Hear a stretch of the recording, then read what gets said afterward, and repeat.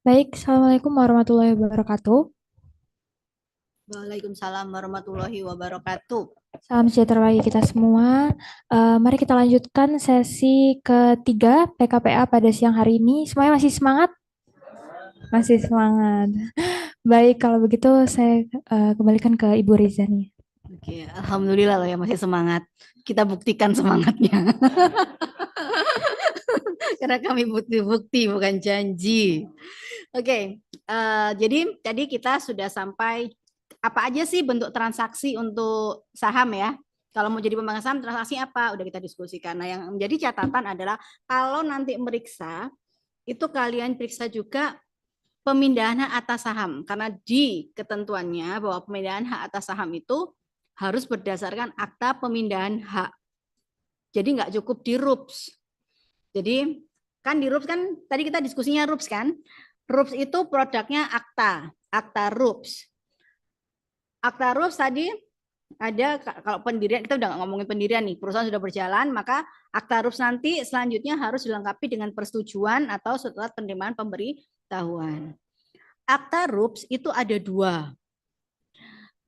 Satu, namanya akta berita acara RUPS. Jadi kalau buka yang kerja di perusahaan, kalau buka akta nanti sambil dibaca dengan detail ya. Jangan akta RUPS, tapi kalian lihat.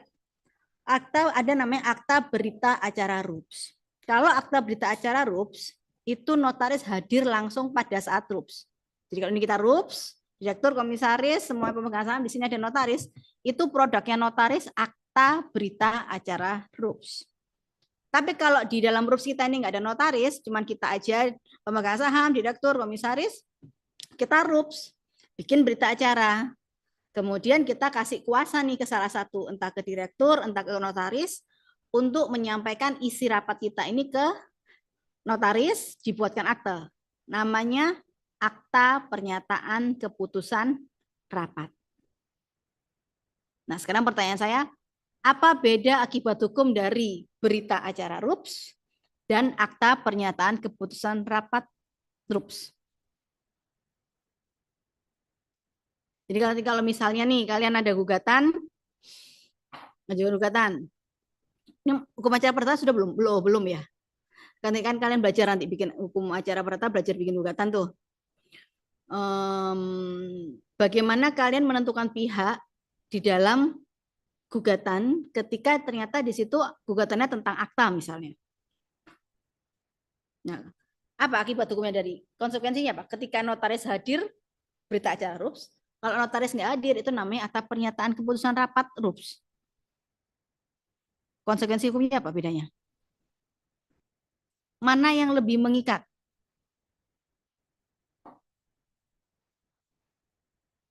Sama-sama mengikatnya. Cuman bedanya apa? Tanggung gugat dari notaris. Jadi kalau dia notaris hadir, maka notaris harus benar-benar mencatat itu sesuai dengan hasil rapat RUPS yang dia dengar dan lihat langsung. Tapi kalau itu atau pernyataan RUPS, notaris harus benar-benar menyalin dari berita acara yang sudah dibuat ke dalam sebuah akta. Tanggung jawab dia hanya sebatas sesuai dengan apa yang diserahkan. Jadi kalau yang dikasih kuasa direktur, direktur sudah bawa berita acara ini, kasih ke notaris, maka tanggung jawab notaris sebatas menulis sesuai dengan berita acara bawah tangan yang diserahkan. Tapi kalau dia berita acara, maka dia harus mencatat sesuai dengan hasil rapat yang dia hadir secara langsung. Gitu. Nah, itu juga nanti akan berpengaruh pada penentuan pihak di dalam perkara gugatan. Oke. Kemudian kalian pernah kenal atau pernah dengar yang namanya rapat sirkuler?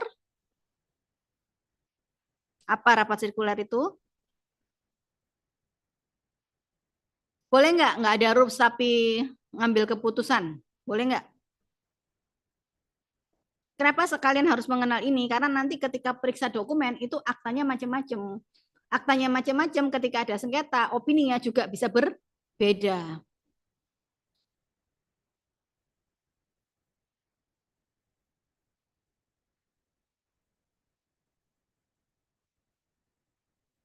Ayo, siapa yang pernah dengar apa itu akta sirkuler?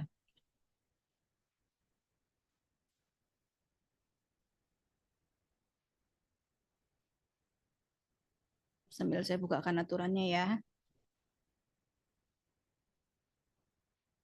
Di pasal 90. Oh, lamanya. Mana. Pasal 91.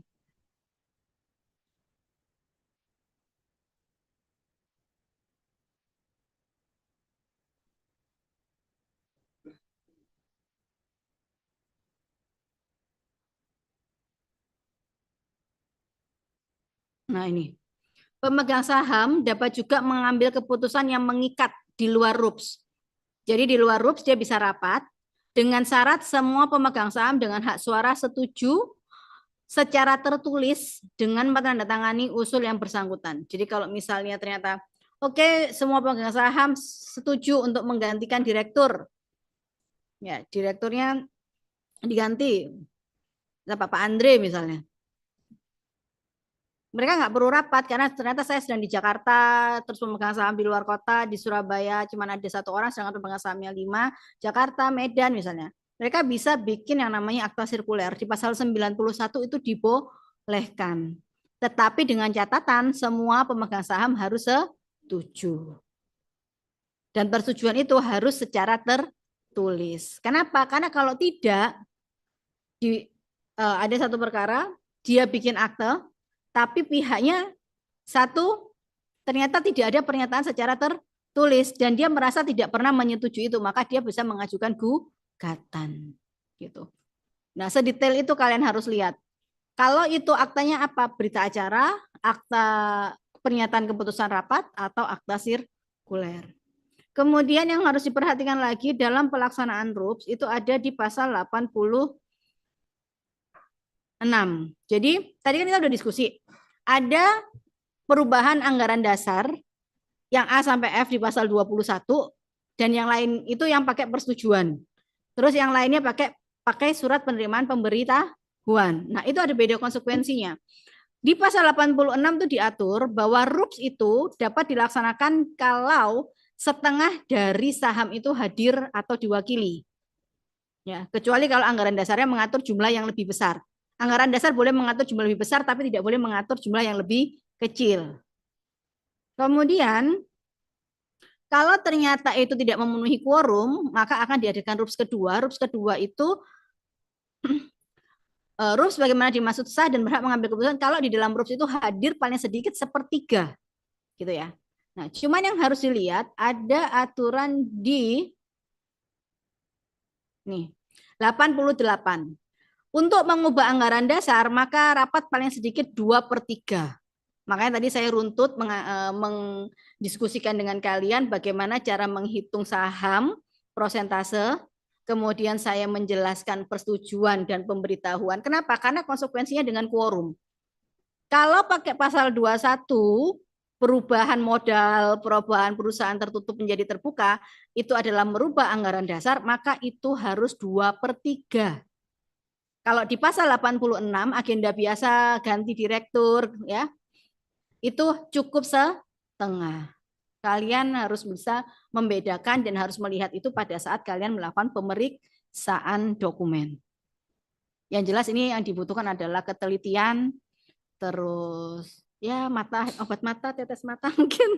Karena yang dibaca, kalian harus teliti membaca dokumen. Beda, jadi persetujuan beda, pemberitahuan beda, perubahan anggaran dasar pasal 21 beda, kalau yang lain juga beda, quorumnya beda. Kenapa? Karena ketika kita menentukan quorum terus nggak terpenuhi, ada RUPS kedua, jumlah quorumnya juga beda.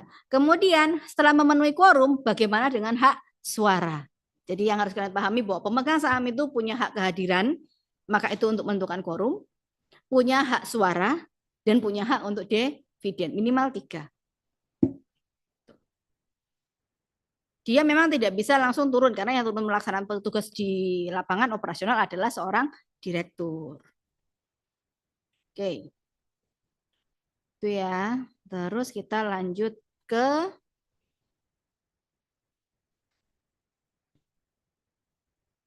nggak ada. Oke. Kita lanjut ke PPT. Nah,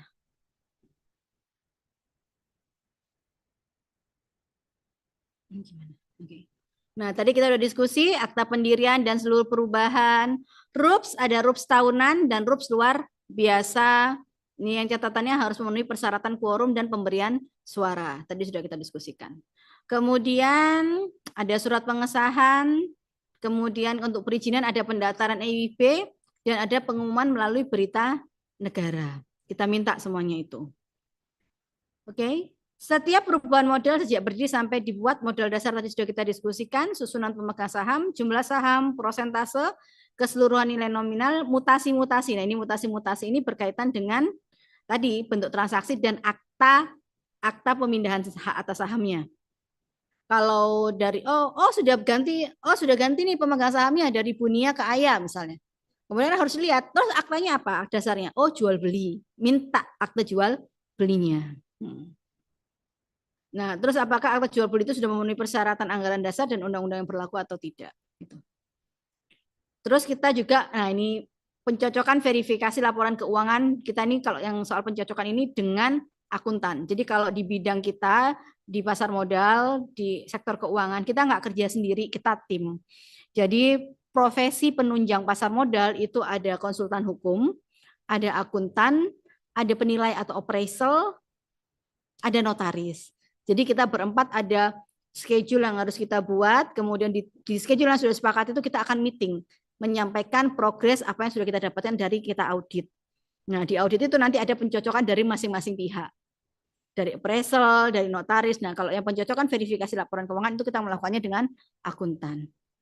Aset itu juga dengan akuntan dan appraisal. Kemudian bukti penyetoran modal, maka harus ada bukti penyetoran, bukti setor ke bank, bahwa memang uang itu sudah disetorkan. Kemudian kalau misalnya in-bank, maka itu tugasnya penilai, ada penilaian terhadap aset. Audit terberat kalau ternyata perusahaan itu punya banyak perusahaan, anak perusahaan, dan ternyata mereka adalah pemegang saham lebih dari 50%. Makanya kalau ada perusahaan datang ke kita harus tanya dulu, kamu punya anak perusahaan enggak? Punya. Pemegang sahammu, kamu sebagai pemegang saham, PT-mu itu di anak perusahaan berapa persen? Kenapa? Kalau dia punya saham 50% atau lebih, kita juga harus audit. Jadi yang diaudit nggak cuma satu perusahaan. Yang mau akuisisi PT ABC, ya, tapi PT ABC punya anak perusahaan PTD, PTE, PTF. Semuanya dia 60%. Yang kita audit yang mana? Semua 4 perusahaan. Nah, itu juga menentukan biaya kita dan waktu. Karena saya punya pengalaman ternyata klien saya tidak terbuka, entah dia lupa, entah dia nggak ngasih tahu sengaja atau gimana. Pada prinsipnya dia punya anak perusahaan dan anak perusahaan itu di luar negeri. Jadi dan itu schedule sudah dibuat. Ketika kita buat laporan ke OJK, OJK tahu, Mbak ini kurang ya. Anak di sini di data kita cek dia punya anak perusahaan di luar negeri. Dan itu nggak gampang kan, karena hasil audit di sana itu untuk dikirim ke sini itu harus melalui tidak bisa langsung ke kita gitu. Jadi butuh proses. Kemudian OJK juga mengetahui kalau dia punya anak perusahaan di Sumatera pada waktu itu. Jadi saya harus kirim tim saya ke Sumatera, waktunya mepet cuma 1 minggu, benar-benar kerja yang wow banget ketika. Nah itu makanya dari awal kita harus interview. Nanti kalian ada materi teknik wawancara klien. Kita sudah berusaha, makanya kita ada pernyataan nanti untuk proteksi kita akan minta pada direktur bahwa dia sudah memberikan dokumen yang benar. Kenapa? Kalau menjaga-jaga kalau klien ini nggak oke, nggak jahat, jadi itu resiko bukan di kita, tetapi di mereka. Kita sudah bekerja berdasarkan dokumen. Dokumennya palsu, dokumennya nggak benar, itu bukan tanggung jawab dari auditor, dari kita, dari konsultan. Jadi ya saya rasa semua profesi ada resiko masing-masing ya. Bagaimana kita menerapkan SOP supaya kerja kita itu aman. Jadi mulai dari penerimaan dokumen kita sudah buatkan. Dulu juga sudah kita buatkan ada tanda terima. Jangan sampai klien bilang dokumennya disimpan kita gitu. Karena pernah, waktu itu dokumennya disimpan di kantor. Saya bilang nggak ada, ini tanda terimamu, kamu serahkan ke kita itu kopi. Pada waktu itu belum ada soft copy ya. Jadi tahun lama banget itu. Jadi kita buat tanda terima, terus dokumen yang kita terima itu kopi atau asli. Jadi jangan sampai kita dituduh membawa atau menyimpan dokumen padahal kita cuma terimanya kopi. Jadi SOP-nya si direktur harus bikin pernyataan bahwa dokumen itu benar dan sesuai dengan asli karena kita hanya menerima kopi. Kalau untuk pekerjaan auditor, untuk pekerjaan LDD. Kecuali nanti kalau kalian untuk pekerjaan sidang. Kalau sidang itu nanti pada saat pembuktian harus membawa bukti yang asli untuk ditunjukkan. Tapi kalau untuk kita yang di bidang ini legal due diligence kita hanya butuh kopi saja. Tapi direktur membuat pernyataan bahwa itu sesuai dengan asli. Itu untuk melindungi kita juga, bentuk proteksi untuk diri kita. Kemudian oke, jadi kita harus periksa kalau itu 50% atau lebih. Nah, saham itu kan tadi saya sudah sampaikan bahwa ada pemberitahuan ke kementerian, ke menteri. Berarti nanti dicatat tuh di sana. Kalau kalian punya lawan dan kalian pengen tahu siapa sih direkturnya, itu gampang. Kalian tinggal ke notaris, minta supaya notaris menerbitkan profil perusahaan. Tapi bayar PNBP ya ke notaris. Yang bisa melakukan itu hanya notaris. Karena notaris punya siswin bakum kan, dia bisa buka siswin bakum, dia bisa cek. Supaya kita tidak salah mengajukan gugatan.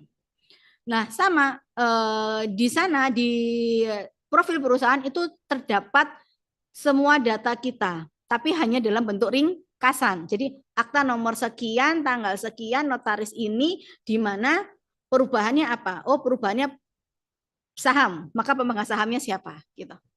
Itu ada semua. Nah, itu harus cocok dengan yang tercatat di perusahaan. Jadi direktur juga punya catatan sendiri. Oke. Jadi ketika kita transaksi, tadi kan kita diskusi. Transaksi nih, saya sama Ayah. Pemegang sahamnya kemudian Ayah, di RUPS disetujui perubahan pemegang saham. Nah, itu direksi punya kewajiban mencatat. Notaris wajib wajib membuat aktanya, akta RUPS-nya bahwa kita di RUPS itu menyetujui perubahan pemegang saham. Nah, itu diberitahukan kepada menteri. Kalau ternyata direktur tidak mencatat, maka yang berlaku adalah yang di kementerian. Kalau di kementerian ternyata direktur sudah mencatat, menteri nggak mencatat, mana yang dipakai? Saya transaksi sama ya. RUP sudah menyetujui perubahan. Sekarang pemegang sahamnya untuk saham saya adalah Ayah. Pemegang sahamnya Ayah sama Aldi. Tadi kan saya sama Aldi. Nah, sekarang jadi Ayah sama Aldi. Dicatat nih sama direktur. Sudah? Dicatat sama direktur. Ternyata notarisnya lupa memberi tahukan. Nah, sekarang pertanyaan saya, siapa secara yuridis yang menjadi pemegang saham? Pemilik lama. Makanya nanti kalau ke notaris jangan lupa minta gandengannya kalau saya bilang. Bahasanya kalau ada akte perubahan pemegang saham atau akte yang tidak sesuai dengan pasal 21, gandengannya adalah penerimaan pemberitahuan. Kalau yang pasal 21, aktenya itu adalah persetujuan. Kenapa? Karena kalau ternyata ada gugatan atau sengketa atau apapun, yang bertanggung jawab masih saya, karena yang tercatat di kementerian itu adalah saya. Gitu. Ya.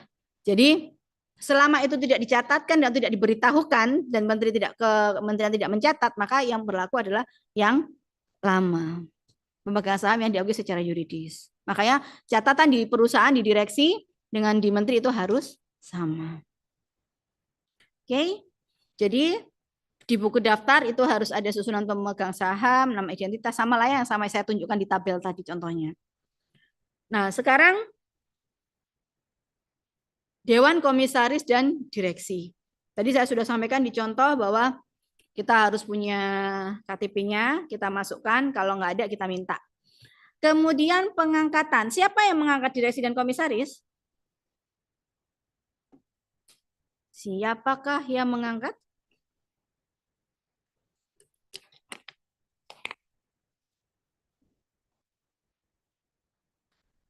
Siapa yang jawab? RUPS. Siapa yang RUPS? Ya. Nah, kita ke Undang-Undang PT.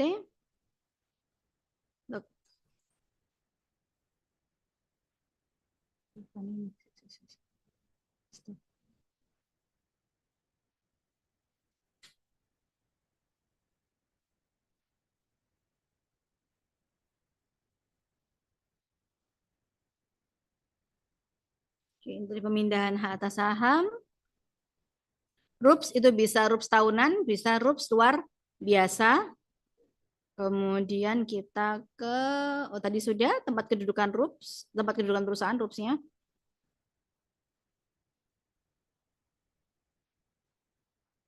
Nih, perseroan dan diurus dan dipimpin oleh direksi, diangkat lebih dari seorang direksi, maka diantaranya menjadi direktur utama. Jadi direktur itu, perusahaan itu bisa satu orang direktur, bisa lebih. Tapi kalau itu perusahaannya perusahaan terbuka, maka minimal harus dua. Dua direktur, dua komisaris. Terus jangka waktu, kalau di PT ini, karena bisa berbeda ya, bisa 3 tahun, terserah itu tergantung keputusan RUPS, tapi di PT yang contoh ini, PT Hurani ini adalah 5 tahun. Nah, kemudian tugasnya mewakili perseroan di dalam dan di luar pengadilan tentang segala hal. Kenapa? Oh ya, ini penting. Ketika kalian tidak harus audit, ketika kalian mendapatkan kuasa, kalau kuasanya perusahaan, apa yang kalian minta?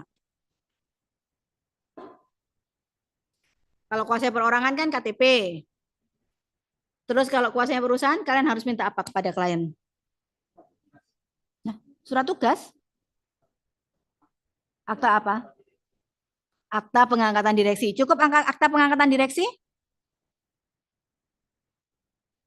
Kalian butuh akta pengangkatan direksi itu untuk ngelihat apa coba?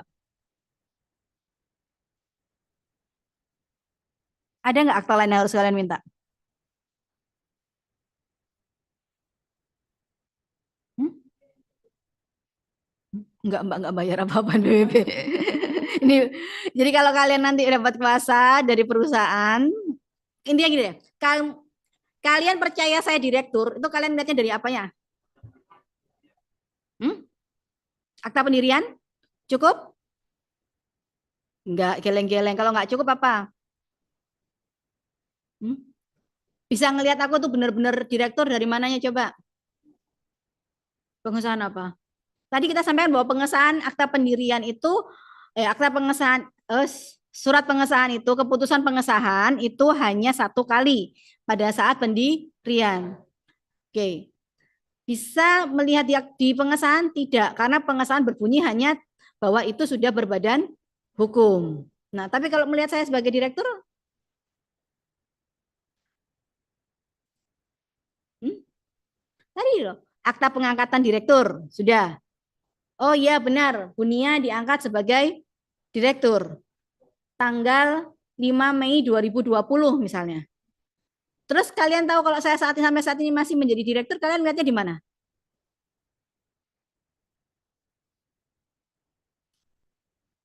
Di akte, akte anggaran dasar terakhir. Jadi kalau kalian mau dapat kuasa, itu setidaknya kalian minta 3 dokumen. Satu, KTP-nya di rektur. Kalau cuma satu ya direkturnya ya satu aja. Yang kalau banyak kalian harus lihat yang berhak mewakili siapa. Oh, direktur utama. Berarti minta aktenya direktur utama. Dan kalian harus lihat juga apakah itu hanya bisa diwakili oleh satu orang atau bisa lebih. Gitu ya. Karena setiap perusahaan itu berbeda. Kalian bisa lihat itu di mana? Di anggaran dasar. Nih ya, ada di pasal 12. Jadi direksi berhak mewakili perseroan di dalam dan di luar pengadilan. Berarti kalau kalian ada kasus, direksi itu bisa mewakili. Untuk karena saya diangkatnya 5 Mei 2020, maka kalian harus lihat jadi kalau akta pengangkatan cuma bisa melihat bahwa saya diangkat. Tapi masa jabatan saya itu ada di pasal 11 anggaran dasar. Di situ ada anggota direksi diangkat oleh RUPS untuk waktu 5 tahun. Berarti kamu harus lihat, oh 5 Mei 2020 sekarang bulan April. Oh berarti masih karena 5 tahun. Tapi nanti kalau sudah 5 Mei 2025 harus dipertanyakan lagi akta pengangkatannya. Jadi kalau bikin surat kuasa jangan asal percaya. Kenapa? Karena jangan sampai yang ngasih kuasa kalian itu orang yang tidak berwenang. Karena kalau kita ngomong kewenangan, kalau perusahaan kewenangan itu ada pada akta pengangkatan, akta anggaran dasar terakhir, baru untuk lihat identitasnya penyesuaian identitas. Itu tidak hanya untuk audit, untuk kalian juga untuk di perkara apapun itu.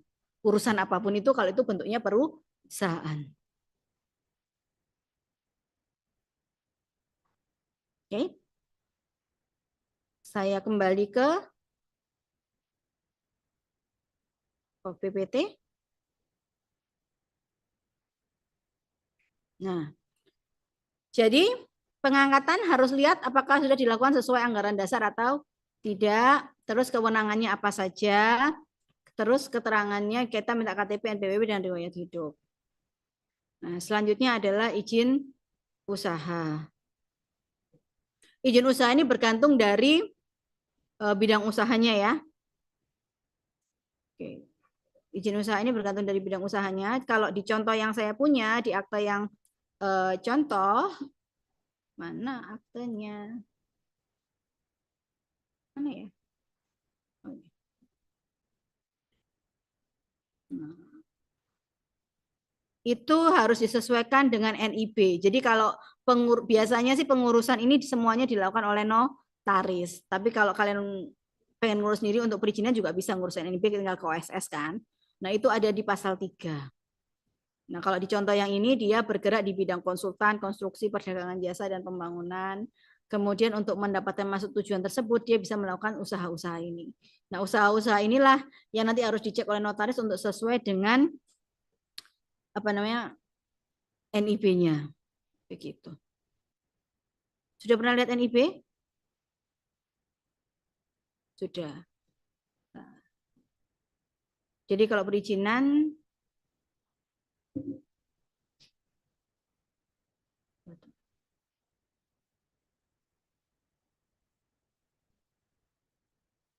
jadi mau bentuknya non badan hukum ataupun badan hukum itu harus mengurus NIB. Ini contoh NIB. Ini kebetulan NIB-nya kantor saya ya. Jadi ini bentuknya firma. Jadi bentuk NIB itu ada nomornya, kemudian ada nama perusahaannya, alamat, kemudian NPWP, email, terus bidang usahanya. Nah, nanti kalau kalian pengen bikin kantor, kalian bisa pilih. Oh, sebentar. Yang online belum Ya, kita ulangi lagi saudara-saudara sekalian. Mohon maaf, mohon maaf. Jadi ini tentang di online, ini contoh NIB ya. NIB semua badan usaha, mau firma, mau badan usaha berbadan hukum maupun non badan hukum mengurus NIB. Kebetulan ini adalah contoh untuk firma tempat saya bekerja. Ya, NIB ada nomornya, kemudian ada nama firma, ada alamat, ada NPWP, kemudian email. Nah, kalau kalian nanti misalnya nih di sini membuat kantor hukum untuk angkatan PKPA 22 gitu. Kalian bisa memilih aktivitasnya KBLI-nya. Jadi kalau kalian milihnya aktivitas pengacara, ya kalian nggak bisa melakukan aktivitas konsultan hukum. Kalau kalian pilih aktivitasnya konsultan hukum, kalian tidak bisa pengacara. Kantor saya memilih dua-duanya. Jadi bisa litigasi, bisa non litigasi. Tapi dua-duanya itu harus ada NIB-nya. Gitu ya. NIB ini harus sesuai dengan aktanya. Jadi nggak bisa jadi NIB itu munculnya berdasarkan maksud dan tujuan yang ada di dalam akta anggaran dasar. Dari akta anggaran dasar itu baru kemudian kalian bisa mengurus NIB. Jadi nanti kalau kalian jadi lawyer, ingat itu bisa bisa pengacara dan bisa konsultan hukum. Tuh. Terus yang mau saya tunjukkan lagi selain itu adalah pencatatan hukum dan HAM.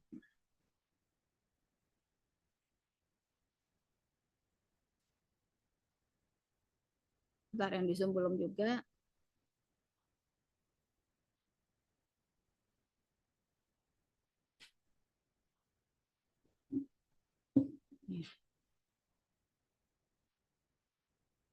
Jadi kalau kalian auditnya yayasan, firma, kita audit nggak cuman pengalaman audit saya tidak hanya di perseroan saja, tapi juga pernah yayasan. Pada waktu itu yayasan itu dapat bantuan dari luar negeri, terus dana itu dikirim ke bank daerah, ternyata dari bank daerah disalurkan ke yayasan, ternyata ada penggunaan yang tidak sesuai. Jadi melalui kementerian, dari luar negeri ke Kementerian Keuangan dimasukkan ke bank daerah kan, bank daerah Jawa Timur, Bank Jatim, terus habis itu dari Bank Jatim diserahkan ke yayasan. Nah ternyata penggunaannya itu tidak sesuai. Nah akhirnya kita audit. Nah dari audit itu kita laporan kemana? Ya karena yang hire kita adalah kementerian, kita melaporkan ke kementerian. Termasuk kita harus audit pencatatan dia di Kementerian Hukum dan Kementerian Hukum kalau yang sekarang ya. Ini gede ini gimana? Gedein ini pakai ini aja ya. kebesaran. Oke. Nah, ini contohnya pencatatan pendaftaran. Jadi ini sudah catat. Jadi walaupun tempat saya bekerja itu sudah apa namanya firma kami kantor hukum kita itu mulai tahun 96, tapi karena ada penyesuaian, jadi tidak hanya perseroan saja yang melakukan penyesuaian, itu firma juga melakukan karena itu harus dilakukan pencatatan. Dulu itu dicatatannya di pengadilan negeri. Di undang-undang yang lama itu dicatatkan di pengadilan negeri. Nah, sekarang untuk firma juga harus dicatatkan di Kementerian Hukum. Gitu. Jadi tetap harus muncul surat keterangan pencatatan pendaftaran. Gitu ya. Dan ini bukan katun karena hanya pencatatan. Oke. Itu dokumen-dokumen yang saya contohkan yang akan Anda calon advokat nanti kalau mau jadi konsultan untuk memeriksa itu. Terus sekarang kita ke PPT kembali. Oh, belum ke PPT. Saya menunjukkan perizinan. Yang harus kalian pahami kalau kalian melakukan audit, bahwa perusahaan itu bergerak di bidang apa, kemudian bidang itu apakah harus ada izin perorangan. Nah, karena di sini adalah bidangnya konstruksi, dan di dalam konstruksi itu harus ada izin perorangan, maka semua perizinan perorangan itu harus kalian minta. Misalnya gimana? Bentar ya, ini aku bukain dulu. Oh, begini.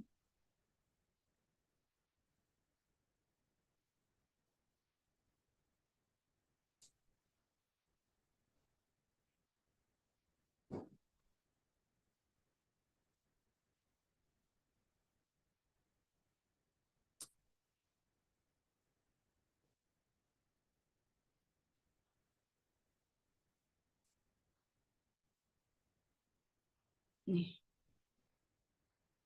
Beberapa perizinan yang harus kita minta.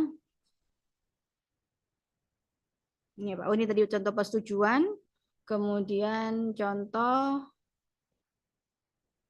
surat keterangan domisili. Jadi kita minta keterangan domisilinya PT itu, bahwa PT itu memang berdomisili di mana. Jadi kalau di apa namanya?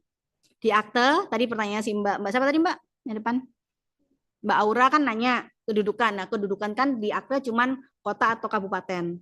Nah, untuk yang detailnya, alamatnya di mana, itu ada di surat keterangan domisili usaha. Yang itu menerangkan bahwa ini PT ini benar-benar berdomisili di mana gitu ya. Surat keterangan domisili.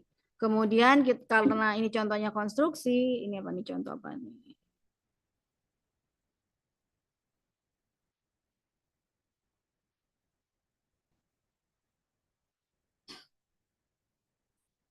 Terus SPPKP.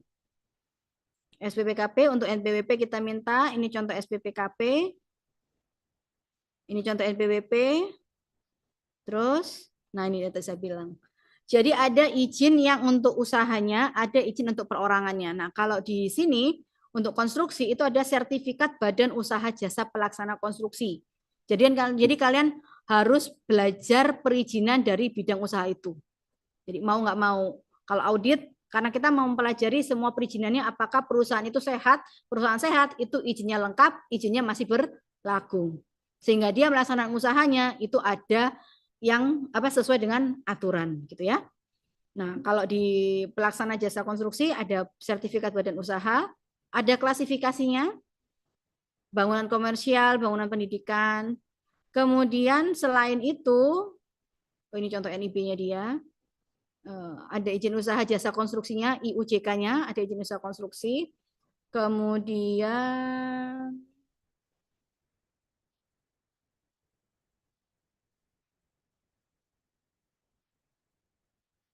nah, sertifikat keahlian. Jadi nggak cukup izin hanya izin perusahaannya, tapi orang yang melakukannya. Sama kalau kalian auditnya rumah sakit, kan harus lihat tuh berapa orang dokternya, terus SIP-nya masih berlaku nggak. Rumah sakitnya harus ada izinnya, dokternya juga ada izinnya, perawatnya juga, ya kan? Jadi kalian harus cek. Nah, ini berkaitan dengan tenaga kerja. Jadi ada sertifikat keahlian, di situ ada ahli teknik jembatan muda, Kalau auditnya 2025 ini masih 2018 ya harus minta pembaharuan yang berlaku saat ini. Kemudian ada bangunan gedung muda juga. Ini bangun ahli jembatan, ahli gedung. Aduh miring baca pengerjaan jembatan. Terus apa ini? Juru ukur kuantitas. Gitu. Jadi yang diaudit, contoh yang saya sebutkan ini adalah contoh-contoh sederhana. Kalau tenaga kerjanya lebih banyak, yang kalian periksa lebih banyak. Terus nanti belum lagi nanti untuk ketenaga kerjaannya. Jumlahnya berapa, ya sudah terdaftarkah semua apa tidak. Ya, sebentar. Kita lanjutkan ke PPT. Ini ya, jadi izin usaha, izin tenaga kerja, apalagi kalau tenaga kerjanya ada yang dari asing. Kemudian perjanjian. Kok aset? Izin, habis izin, aset dulu. Nah, aset itu ada aset milik perseroan, ada aset bukan milik perseroan. Makanya kalau itu milik perseroan kan harus melihat apakah itu barang bergerak, apa barang tidak bergerak. Kita minta bukti kepemilikannya semuanya. Barang bergerak apa aja? Inventaris, kendaraan bermotor, mesin, pabrik-pabrik itu ya. Kemudian piutang dagang, penyertaan saham pada perusahaan lain, terus bangunan. Kalau yang bukan milik perseroan apa? Kalau kalian sewa, kantornya masih sewa, ya kan? Berarti itu bukan punya perseroan. Terus lisensi HKI, ternyata masih, terus benda yang dipinjam itu tidak termasuk aset. Jadi aset dibedakan menjadi dua, aset milik perusahaan dan aset bukan milik perusahaan. Kemudian benda bergerak dan benda tidak bergerak. Karena bentuk kepemilikannya, bukti kepemilikannya berbeda. Baru perjanjian. Nah, perjanjian-perjanjian apa yang dimasukkan? Ada nama perjanjian, ada identitas, objek, terus jumlah uangnya, jangka waktu, dan hal-hal material. Misalnya pembatasan debitur. Untuk pembatasan, kalian harus melihat pada anggaran dasar. Sekali lagi saya tekankan, aturan main perseroan itu adalah Undang-Undang PT dan anggaran dasar. Nah, sekarang kita ke contoh tadi. Kan tadi kita udah diskusi bahwa direktur, kewenangan direktur itu apa? Oke.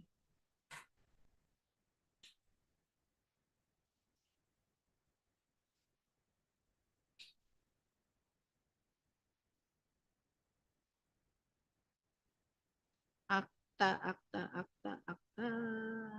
Oke. Kita kembali ke atas karena kita sekarang diskusinya tentang perjanjian. Syarat perjanjian apa syarat perjanjian? Ayo, pasal berapa? Hayo. 1320 apa aja? Satu, kesepakatan, kecakapan. Apa? Objek tertentu. Apa? Sebab yang diperbolehkan atau sebab yang halal.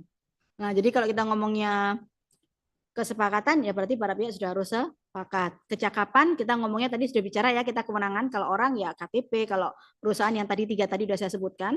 Sekarang kita ngomong berkaitan dengan perjanjian. Karena di samping kewenangan dokumen tadi ada yang harus kalian lihat lagi, apa itu? Apakah ada pembatasan dari kewenangan direksi? Itu ada di, biasanya di akte itu ada, kalau di akte ini, di contoh ini, nah ini, tugas dan kewenangan direksi.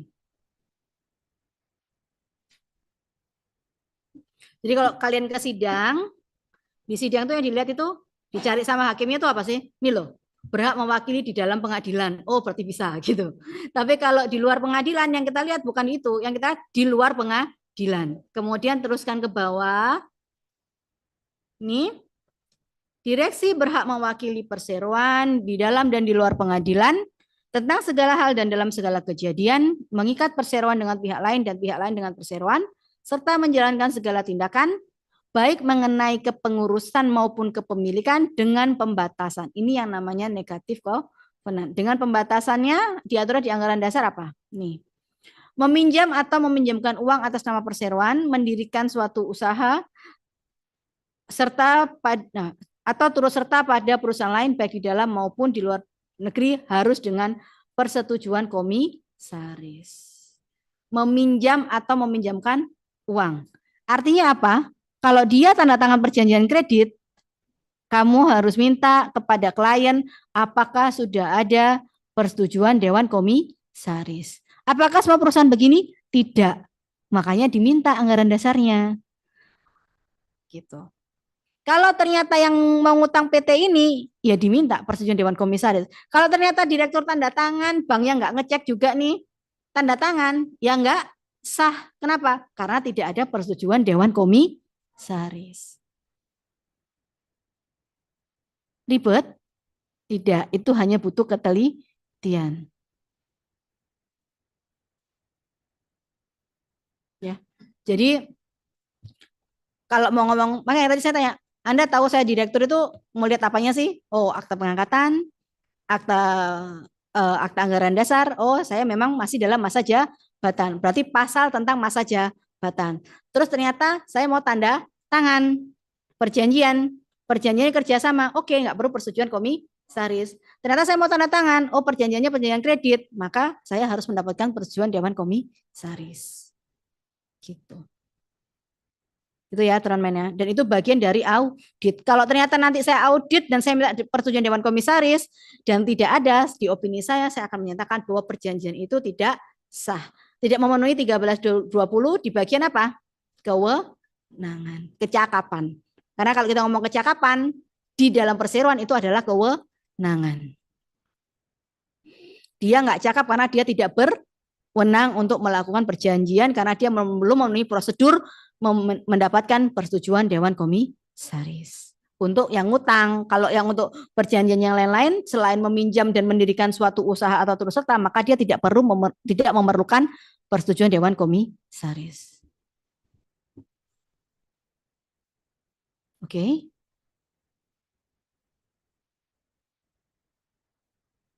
Kemudian direktur utama berhak dan berwenang bertindak atas nama direksi serta mewakili perseroan.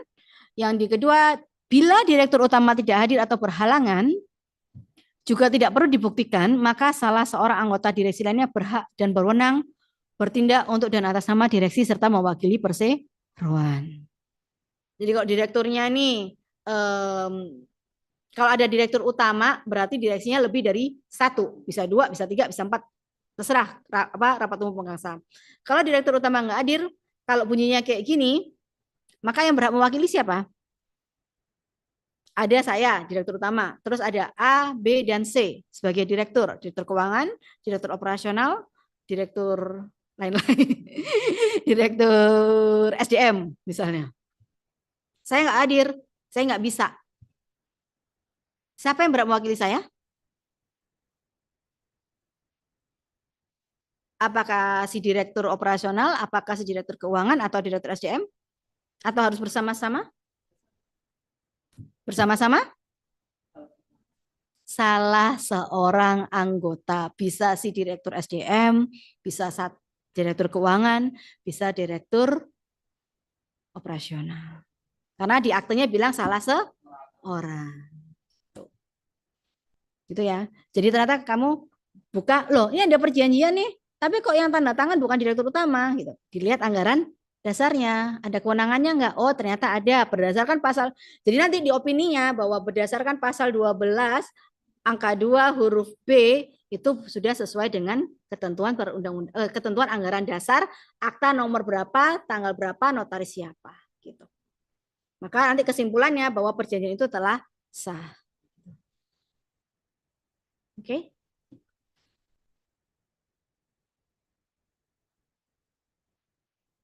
Kita kembali lagi ke PPT.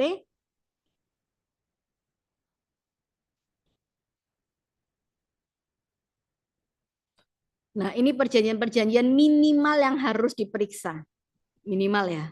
Utang piutang, penanggungan, jual beli, sewa menyewa, joint venture, penggunaan merek, lisensi, keagenan, asisten agreements kalau ada, pemasukan bahan baku kalau ada, dan asuransi. Ketika kita bicara asuransi, yang kita lihat pihak siapa yang tanda tangan, kewenangan, kemudian pencocokan asuransi itu terhadap aset. Apakah aset itu sudah milik perusahaan apa belum? Terus berapa nilai asuransinya?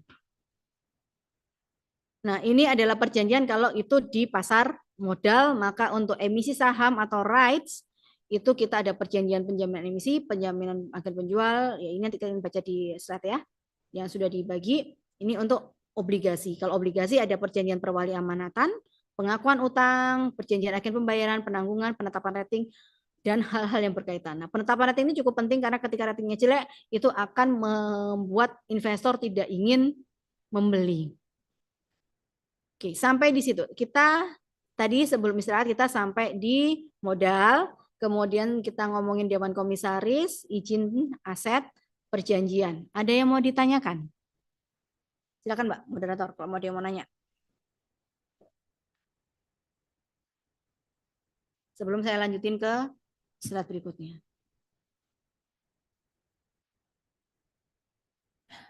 Mungkin yang online kalau ada yang ditanyakan bisa raise hand.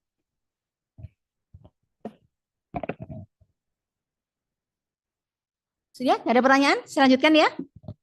Oke, kemudian yang harus kita audit adalah permasalahan hukum. Dulu banget itu saya harus mengurus ke pengadilan surat keterangan bebas perkara. Bahwa perseroan itu bebas perkara perdata, bebas perkara pidana. Kemudian saya harus ke TUN, bebas perkara TUN, harus ke pengadilan pajak, bebas perkara pajak gitu. Itu membutuhkan tenaga, waktu, dan biaya. Nah, sekarang aturannya itu sudah diperbolehkan direktur yang membuat pernyataan. Jadi dia direktur bikin pernyataan, komisaris bikin pernyataan bahwa kalau direktur yang direktur utama itu bikin dua pernyataan. Satu dia pernyataan bahwa perusahaan itu tidak sedang dalam sengketa, baik perdata, tun, pajak atau apapun itu. Terus yang kedua dia bikin pernyataan bahwa dirinya tidak dalam sengketa. Komisaris pun begitu. Jadi untuk direktur utama itu dia bikin dua, satu untuk perusahaan, satu untuk dirinya. Direktur yang lain bikin untuk diri mereka sendiri. Komisaris bikin untuk diri mereka sendiri. Oke. Kalau ada sengketa gimana, Bu? Kalau ada sengketa ya ditulis sedang bersengketa dengan nomor perkara berapa, di pengadilan mana, antara siapa dengan siapa, nilai sengketanya berapa, petitumnya apa. Kenapa? Karena itu berpengaruh. Kalau petitumnya diminta untuk membayar ganti rugi 1 miliar atau 1 triliun, anggap 1 triliun modalnya cuma 10 miliar, itu kan akan mengganggu untuk ketika itu dikabulkan dan kalah, itu beresiko. Itu akan kita masukkan di dalam opini.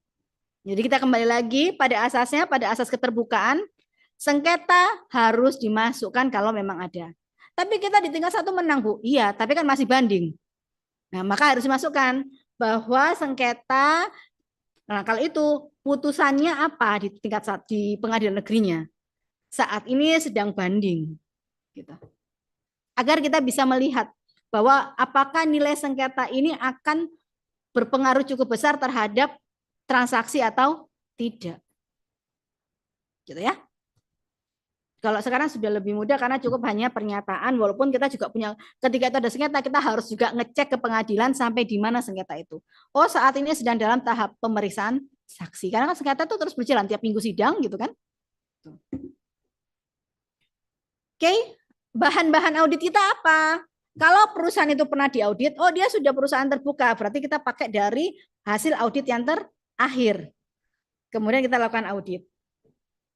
Nah, kalau bahan dari perusahaan ada anggaran dasar, perubahan, surat kuasa, perjanjian, pernyataan, bukti kepemilikan aset, kemudian kalau dari pengadilan, keterangan dari pengadilan. Kalau memang diperlukan keterangan dari pengadilan kita bisa, tapi itu tidak diwajibkan karena sekarang sudah cukup untuk surat keterangan dari direksi dan komisaris saja.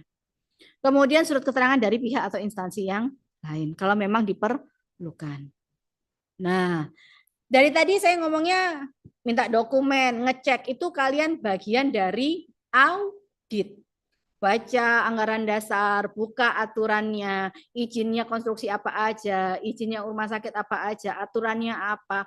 Terus ya itu semua bagian dari audit. Bagaimana kalian memotret dokumen, mencocokkan dengan aturan, dituangkan dalam audit. Baru dari hasil legal audit itulah nanti keluar laporan hasil pemeriksaan audit. Dari hasil pemeriksaan audit itu landasan kita untuk ngasih legal opinion. Oke, sekarang kita masuk ke legal opinion. Masih bisa? Bisa. Semangat! Oke. Karena saya punya anak buah dan dia akhirnya menyerah karena dia nggak sanggup membaca dokumen. Jadi dia minta pindah divisi. Dia bilang saya nggak sanggup untuk di divisi non litigasi audit karena capek membaca dokumen. Saya lebih memilih ke divisi litigasi. Tapi itu kembali lagi ke kalian, passion kalian gimana gitu. Oke. Jadi ketika kita bikin audit, setelah saya legal audit, kita ke legal opinion. Terdaftar di OJK, pendidikan khusus, sudah menjadi anggota asosiasi. Nah, ini tanggung jawabnya kita. Kita punya kode etik, kita punya standar profesi, maka ada sanksi administratifnya juga kalau kita melanggar undang-undang pasar modal. Kemudian kita juga ada sanksi pidananya dan kita bisa dikenakan keterangan palsu, persekongkolan atau penipuan kalau memang itu tidak benar. Makanya tadi kan saya sampaikan harus ada proteksi kita, SOP kita sendiri untuk bagaimana kita melindungi supaya kita juga tidak salah karena sesuatu yang bukan kesalahan kita, gitu kan? Nah, ketika kita bicara legal opinion, maka itu adalah catatan yang berisi pandangan-pandangan penilaian dari sarjana hukum serta menentukan bagaimana solusi hukum atas permasalahan tersebut. Jadi kalau tadi ternyata oh izinnya sudah habis, ya solusi yang kita berikan adalah berdasarkan ketentuan pasal ini, undang-undang ini, maka harus segera diperpanjang sebelum masa berlaku gitu ya. Terus legal opinion itu adalah untuk kepentingan klien. Ya. Kliennya siapa? Perusahaan. Perusahaan yang mana? Perusahaan yang akan misalnya ini akuisisi nih. Perusahaan yang akan akuisisi atau perusahaan yang akan diakuisisi? Angkat tangan, angkat tangan. Ayo. Biasanya klien kita siapa? Pandangan didasarkan peraturan perundang-undangan yang berlaku diberikan kepada untuk kepentingan klien yang meminta pandangan dari ahli hukum atas permasalahan yang dihadapi. Kalau gini perusahaan yang mau transaksi, mau akuisisi, mau pengambil alihan, yang datang ke kita perusahaan yang mau mengambil alih atau perusahaan yang akan diambil alih? Hah? Mengambil alih? Bukan perusahaan yang diambil alih? Bisa dua-duanya. Kalau yang mengambil alih itu dia dengan tujuan pengen tahu ini perusahaan yang mau aku beli ini oke nggak sih? Sehat nggak sih? Kalau perusahaan yang diambil alih, aku nggak punya duit, ayo dong ambil alih aku. Halo, halo, siapa yang mau tolong Mbak Bunia tolong diaudit, nanti saya akan menawarkan kepada perusahaan-perusahaan lain. Jadi dua-duanya bisa.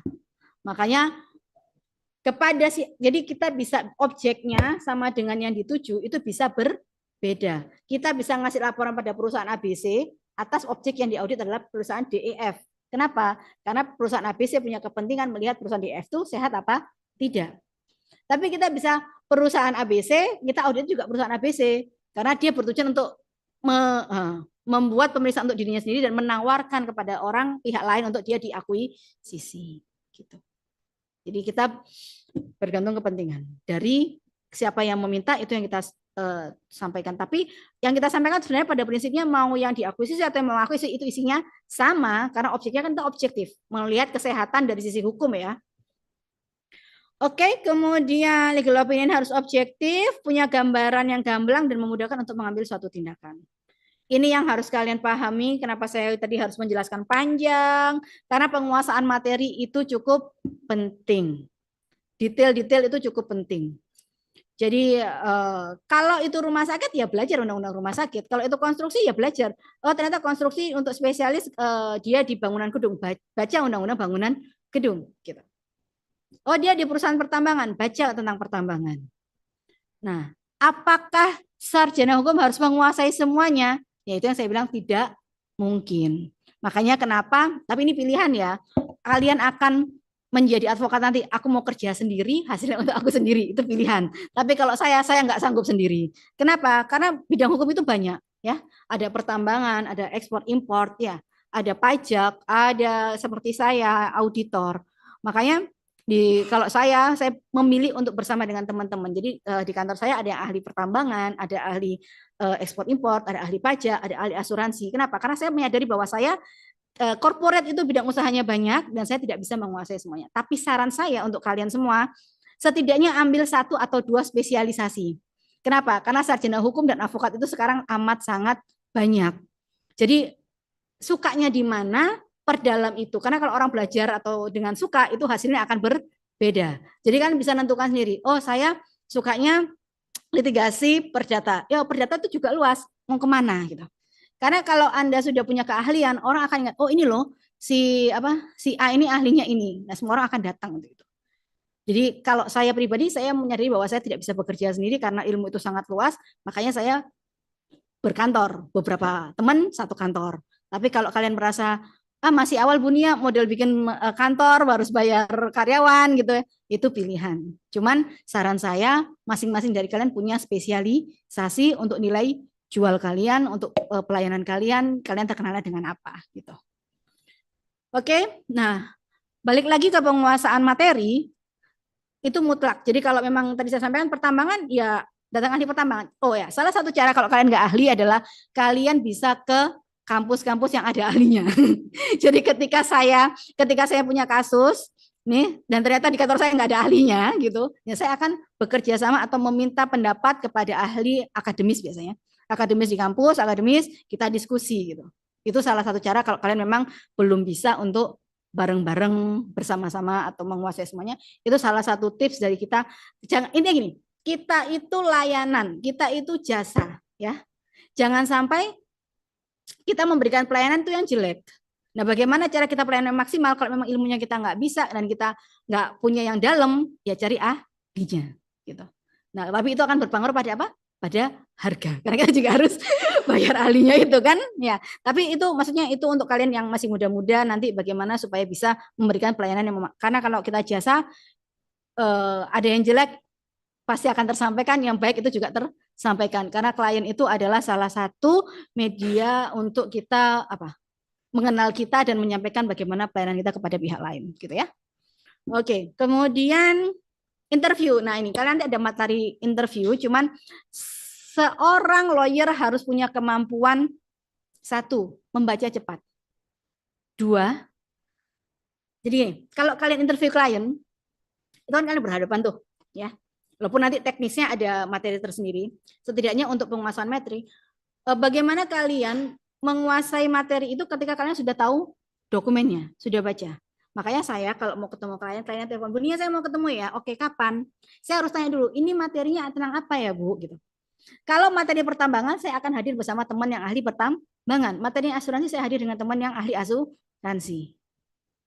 Kalau bisa dia kirim dokumen lebih dulu itu lebih baik karena kita bisa baca terlebih dahulu. Tapi biasanya kan klien kalau kita belum kenal dia nggak akan mau ngasih dokumen. Di saat dia datang kita tanya, nah itu kita harus baca cepat tuh antar dokumen atau yang diomongkan. Itu kalian membutuhkan mata, telinga, dan tangan untuk mencatat.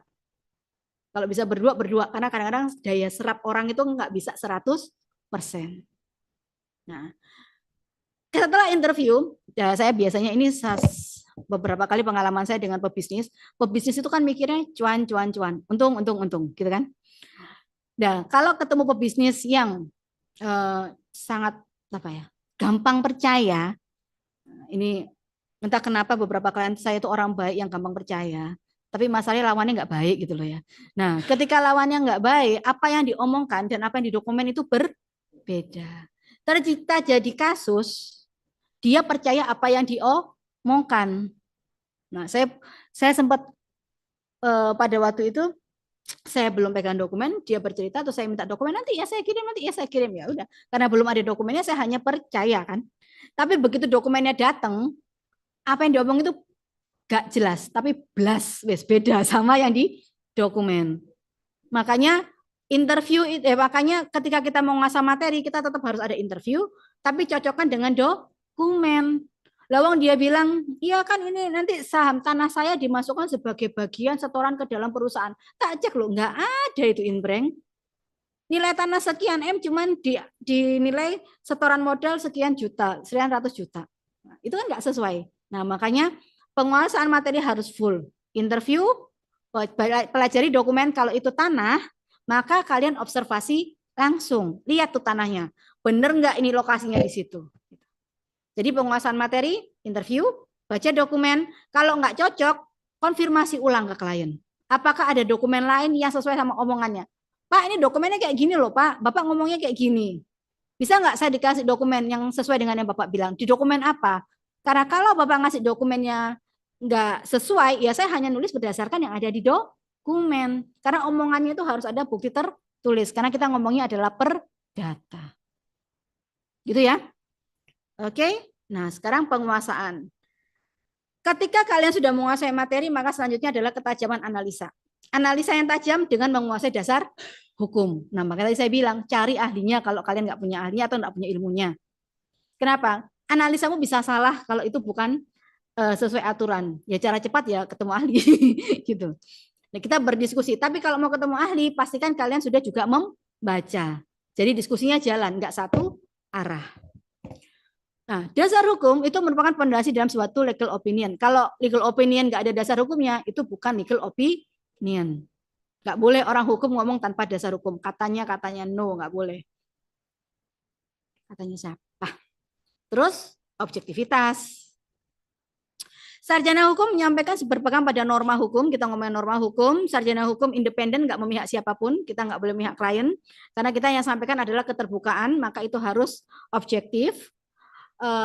Pendapat hukum secara objektif akan memberikan gambaran yang komprehensif mengenai posisi hukum kasusnya. Ya. Nah, gambaran yang komprehensif akan sangat membantu klien dalam menentukan langkah yang akan diambil selanjutnya. Kita harus objektif. Nah, tadi saya sampaikan di awal bahwa apa yang saya sampaikan itu untuk tadi dari pagi, dari siang sampai sekarang itu untuk yang legal due diligence, legal audit, dan legal opinion secara utuh untuk perusahaan. Tetapi kalian-kalian yang nanti setelah disumpah dan dilantik atau diangkat menjadi advokat bisa membuat legal opinion secara sederhana. Legal audit itu akan masuk bagian dari fakta hukum. Jadi kalau susunan yang runtut, unsurnya itu nanti ada fakta hukum, isu hukum, dasar hukum, analisa, kesimpulan, dan solusi. Kenapa kok harus fakta hukum dulu? Ya iyalah, kita kalau mau lihat memberikan penilaian kan kita harus menguasai faktanya dulu. Fakta hukum ya. Kenapa kok saya menekankan fakta hukum? Bu, harus kayak gini istilahnya. Enggak. Ini style di kantor saya. Tapi kalau di tempat lain ada teman-teman dari advokat yang menulis kedudukan hukum, ada yang menulis kronologis gitu. Tapi saya pribadi dan kantor menyepakati, karena kan produk kantor harus satu ya, produk kantor tuh harus sama. Jadi semua orang di kantor harus sama, ada standarisasi. Jadi standar profesi, ada standar kantor. Nah, kenapa kami menyepakati kita menggunakan istilah fakta hukum? Karena tidak semua fakta yang disampaikan klien itu adalah fakta hukum. Klien cerai nangis-nangis, ya. Terus dia bilang suami saya jahat, mertua saya ikut campur, ipar saya juga. Apakah itu kita masukkan ke dalam legal opinion? Tidak. Yang kita masukkan apa? Kapan kamu menikah, anakmu berapa, akta lahir anakmu mana? Ya kan? Nah, jadi kita harus bisa memilah-milah fakta hukum. Walaupun kadang-kadang ceritanya dengan nangis-nangis itu lebih banyak yang non hukum. Lebih banyak curhat gitu. Tapi kalau bayarannya hourly nggak apa-apa Mbak curhat Mbak. Karena kalau di lawyer kan kita bisa pakai yang apa namanya pembiayaan full per perkara atau konsultasi per jam. Gitu. Oke, jadi kalau kami pakai istilah fakta hukum, tapi di kantor lain atau kalian lebih menyuka istilah lain, silakan. Intinya tetap harus ada kita penguasaan materi itu adalah di fakta hukum. Kemudian isu hukumnya apa? Bagaimana kalian membuat isu hukum itu tidak banyak, tapi bisa mencakup seluruh masalah. Isu hukum biasanya 2 atau 3, 1, 2 atau 3, tidak lebih dari 3.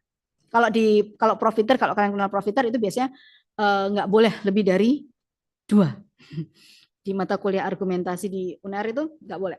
Kemudian dasar hukum itu ada aturan apa saja yang kita pakai. Kemudian kita melakukan analisa, terakhir kesimpulan dan solusi. Nah, unsur-unsur yang dituangkan dalam legal opinion itu menyampaikan logika berpikir yang runtut. Jadi kalian harus runtut. Kemudian yang kalau runtut itu akan memudahkan klien untuk memahami maksud dan arah pemikiran kita yang dituangkan dalam legal opinion. Oke, kemudian penggunaan bahasa yang tepat. Klien yang datang ke kita itu tidak banyak yang bukan dari orang hukum.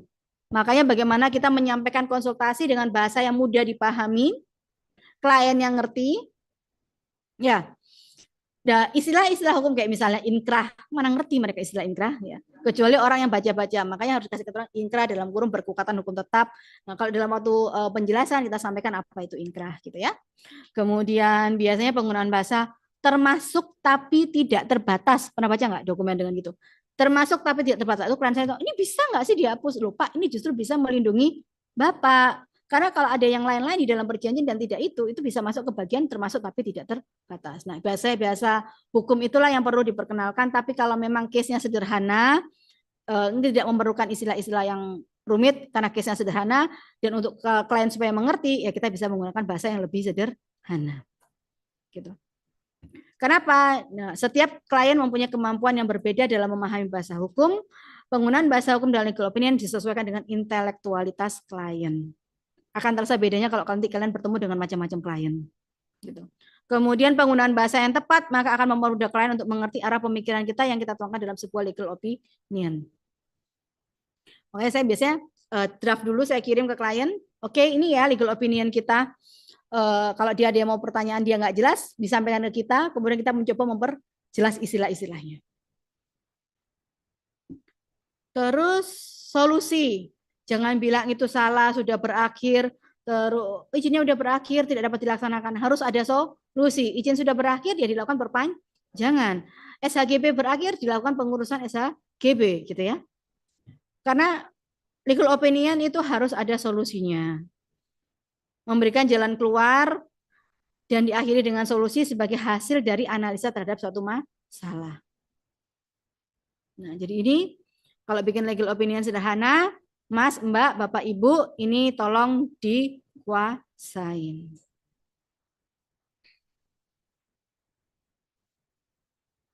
Nah, legal opinion ada dua. Legal opinion dalam bisnis. Jadi kalau kalian di dalam bisnis itu memberikan aspek-aspek hukum terhadap kondisi perusahaan atau transaksi yang dilakukan. Konsekuensi yuridis dari suatu. Misalnya, Bu Nia saya mau beli kapal gitu ya. Prosedurnya gimana? Nah, saya tinggal pilih isu hukumnya apa gitu. Atau itu yang dari sisi bisnis, legal opinion dalam bisnis, memberikan gambaran konsekuensi transaksinya. Jadi kalau ada satu kasus tuh, ada satu kasus perusahaan sama perusahaan A ngutang ke perusahaan B, nggak bisa bayar, oke? Dia nggak bisa bayar, dia punya kapal. Terus dia punya kapal,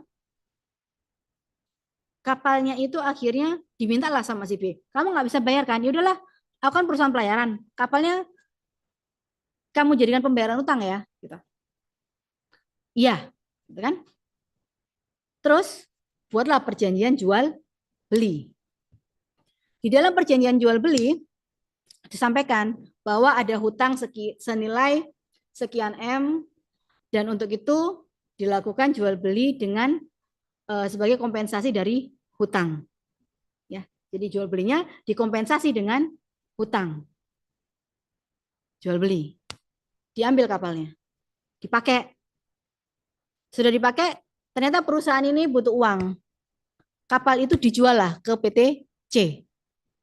Ada akta jual beli. Sekarang kapalnya di PT C. Sudah?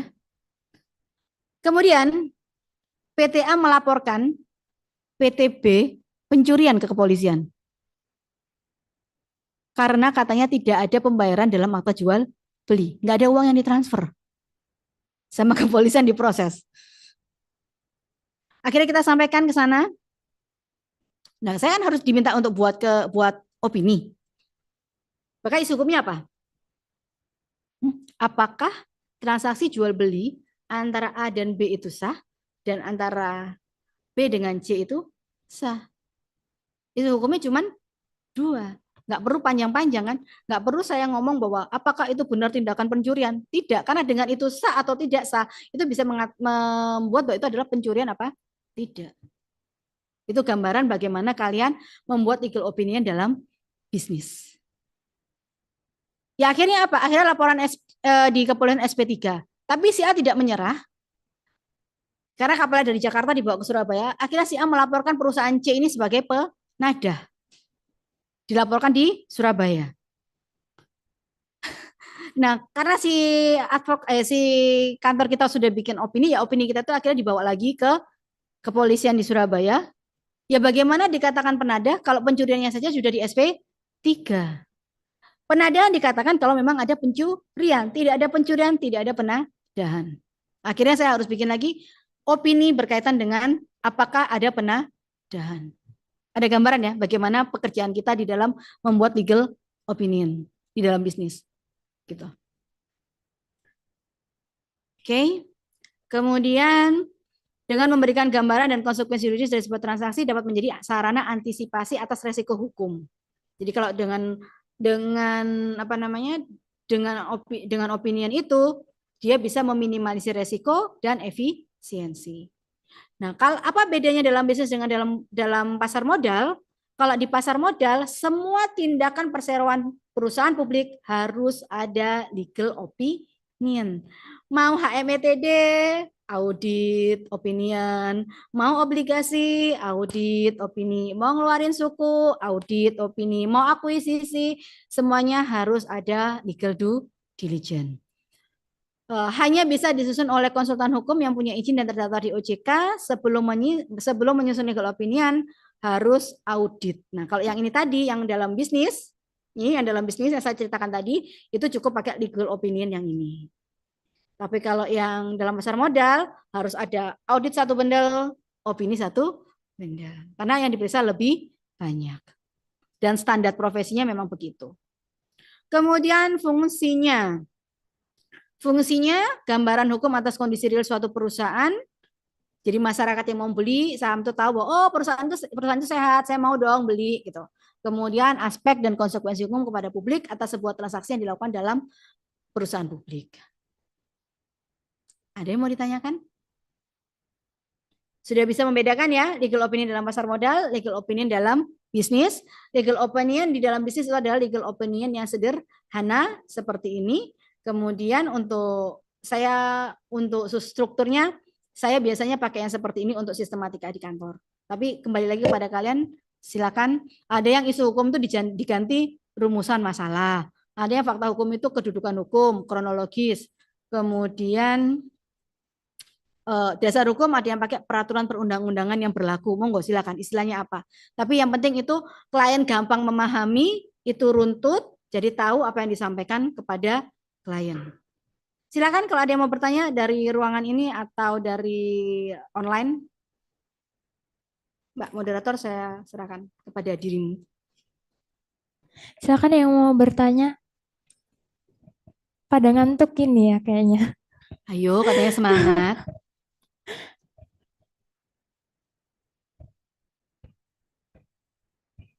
Mau bertanya, mau menyampaikan pendapat, mungkin berdiskusi dengan Ibu. Nggak ada yang mau tanya, saya nanya loh ya. Loh, serius ini.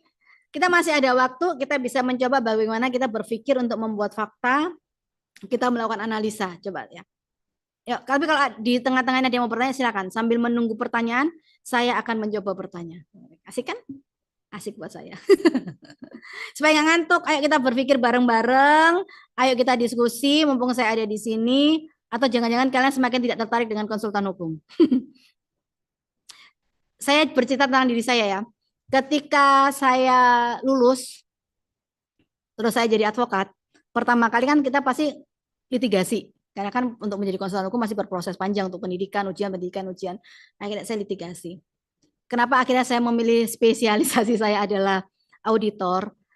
Karena pada waktu saya merasa bahwa saya sudah gugatan itu saya sudah bikin benar-benar sesuai aturan. Tapi kan kita tidak bisa menampik bagaimana kondisi peradilan di Indonesia kan.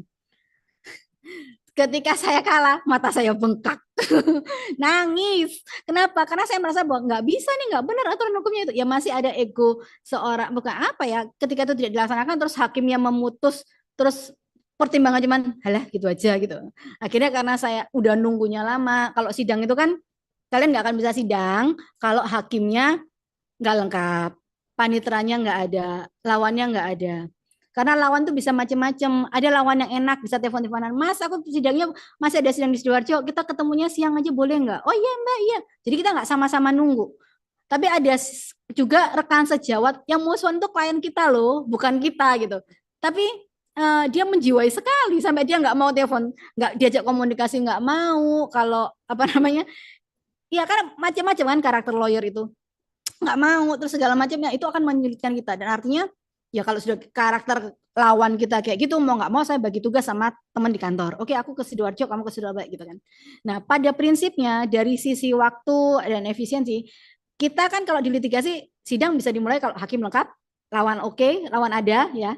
Kalau enggak kan nggak bisa. Tapi kalau audit saya bisa melakukan apa di mana saja, kapan saja, apalagi sekarang sudah soft copy, soft file gitu. Tapi ya itu kembali lagi kalian interestnya di mana, minatnya di mana. Terus kemudian karena saya adalah seorang ibu yang kadang-kadang anak saya sakit. Nah, itu kan kalau kita sudah sidang kita nggak bisa menunda kan karena kita harus hadir. Kita harus hadir ketika banyak perkara semuanya sudah keluar ada yang ke sana ya mau nggak mau kita harus hadir meninggalkan anak. Nah, karena saya seorang ibu kalau saya memilih pekerjaan saya adalah auditor maka saya bisa sambil di rumah jaga anak sambil bekerja. Jadi itu masih bisa disambung. Jadi dari sisi waktu tapi memang ya kemampuannya beda-beda. Kalau litigasi, kalian kemampuan berbicara, berdebat itu harus lebih. Kalau kita di bidang ini, bagaimana kita bisa bekerja sama dengan tim. Ya, jadi kalian bisa mengukur diri kalian sendiri itu lebih ke mana potensi dirinya. Yuk kita sekarang mencoba berdiskusi yang gampang-gampang aja. Oke, nih kita diskusi yang ini. Coba dibaca fakta hukumnya apa. Kalau isu hukumnya saya bilang, coba pertanyaannya adalah kapan masa jabatan direksi dan komisaris berakhir?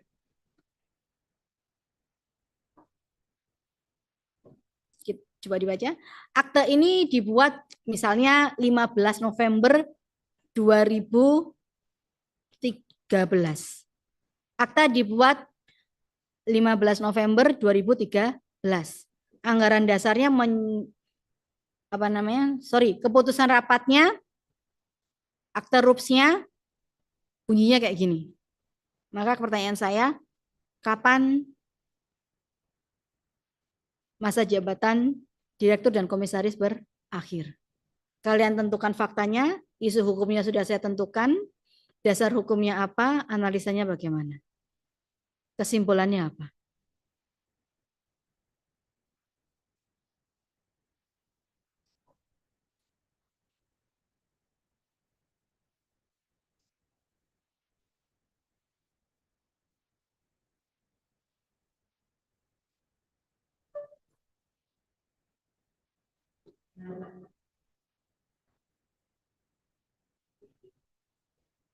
Yuk, yuk.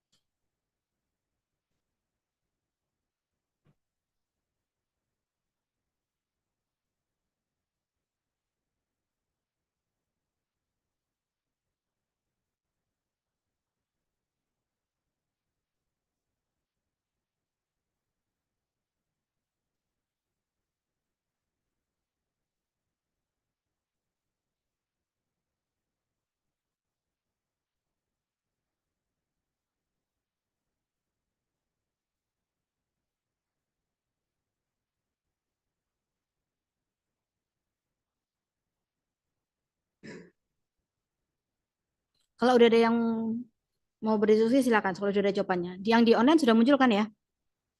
Hah.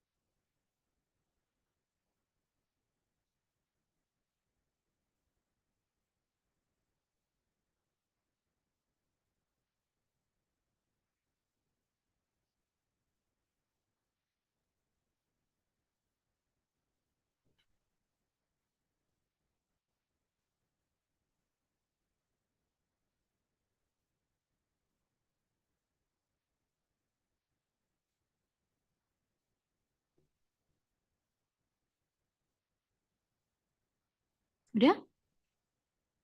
Faktanya apa?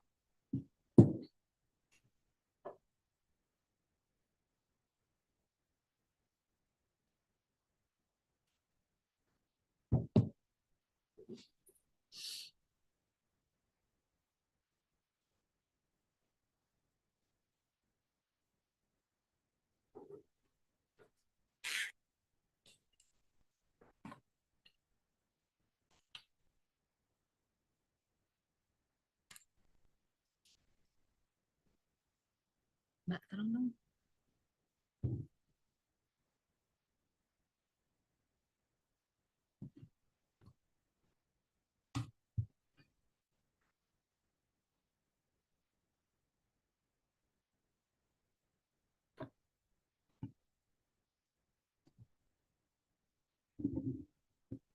Udah.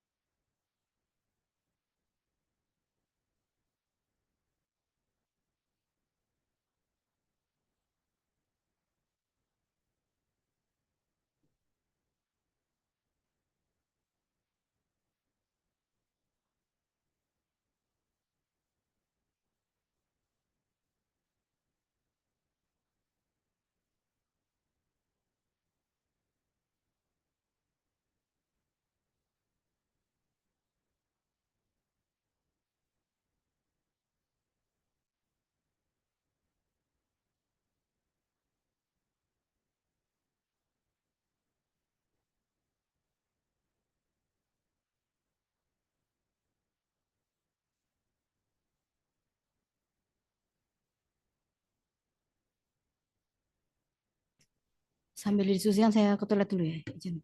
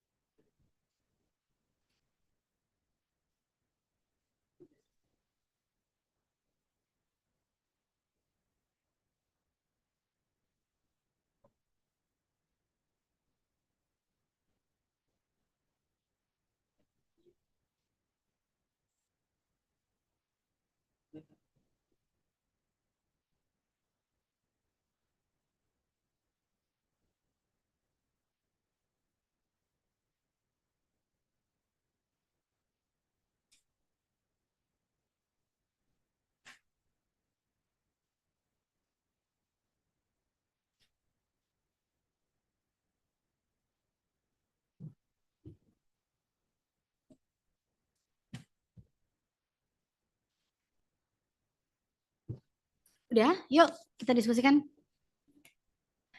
Oke, fakta hukumnya siapa yang mau diskusi awal pertama siapa nih?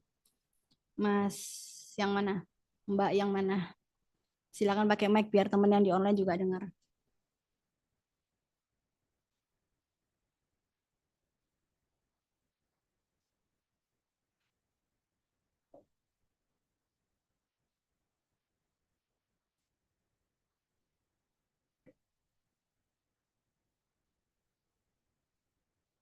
Ayo, kita mulai dari faktanya dulu. Faktanya apa?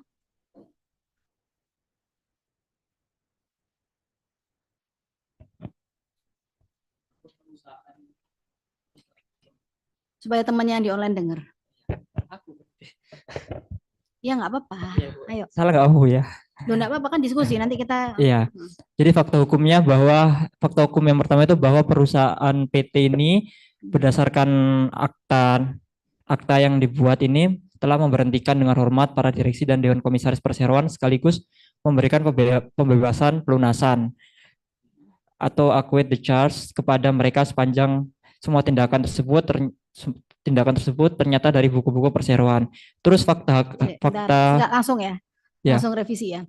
Jadi gini, iya. Oh, ketika kalian membuat fakta hukum itu kita bicara fakta tidak harus persis dengan yang di akta. Jadi cukup satu bahwa direksi dan komisaris telah diberhentikan terhitung sejak tanggal, gitu ya. iya. Nah, kita praktek secara langsung. Jadi ada bahasa bahasa hukum yang kita tidak perlu ngambil langsung, tapi kita esensinya apa? Satu, bahwa direksi dan komisaris telah diberhentikan berdasarkan akte sekian, tanggal sekian, terhitung sejak tanggal berapa. Kalau tadi kan aktenya kan akte 15 November 2013, berarti terhitung sejak 15 November 2013. Oh iya. Oke, lanjut. Ya. Itu yang fakta yang pertama. Terus fakta yang kedua bahwa berdasarkan akta notaris tanggal 15 November tahun 2013 juga mengangkat para direksi dan dewa komisaris untuk jangka waktu terhitung. Itu fakta hukum yang kedua. Terhitung berarti dia diangkat terhitung sejak tanggal keputusan ini. Maka kan terhitung sejak tanggal 15 November 15 November 2013. 2013. Iya. Terus Untuk ini saya faktanya cuma 2, Ibu. iya. Oke. Terus untuk isu hukum. Karena memang perkaranya juga sederhana. Iya. Oke, kita latihan aja ini. Terus untuk isu hukumnya itu dari saya tadi diskusi sama Mas itu isu hukumnya apakah pemberhentian direksi dan komisaris ini sah dan sesuai dengan ketentuan yang berlaku. Oke. Terus yang kedua, apakah pengangkatan direksi dan dewan komisaris ini juga bisa dilakukan dan sesuai dengan fakta hukum yang berlaku. Di situ untuk dasar hukumnya itu isu hukumnya 2 itu, Bu. Terus untuk dasar hukumnya di sini saya tahu dari mana bahwa itu sah atau tidak untuk pemberhentian direksinya itu saya melihat di undang-undang PT di pasal untuk pemberhentiannya belum nemu gitu. Belum untuk pemberhentiannya masih belum nemu dasar hukumnya, Ibu. Oh, belum. Iya, enggak sempat. Nah, terus untuk pengangkatannya sendiri tuh kami dasar hukumnya tuh sama di Undang-Undang PT di pasal 94 ayat 2. Untuk pertama kali pengangkatan anggota direksi dilakukan oleh pendiri dalam akta pendirian sebagaimana dimaksud pada ayat 8 ayat 2 huruf B. Ya, pasal 8 ayat 2 huruf B. Nah, itu kan berarti kalau kami ambil secara singkat Ibu ya kan mungkin waktunya tidak cukup itu pengangkatan anggota direksi kan dilakukan oleh pendiri dalam akta pendirian sebagaimana dimaksud. Nah, berarti kan kalau misalnya diatur di dalam akta tersebut sudah diatur tentang pengangkatan, menurut saya itu sah saja karena di undang pun ditulis bahwa pengangkatan itu dilakukan oleh pendiri dalam akta. Jadi sudah tertulis di dalam aktanya, akta yang di Ibu share tadi seperti itu. Terus kalau untuk kesimpulan setelah pengangkatannya selesai maka harus segera dibuatkan apa Mas? Ya perubahan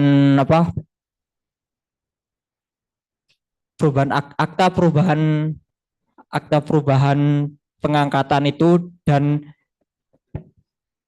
ya akta perubahan AD itu berdasarkan hasil RUPS tadi.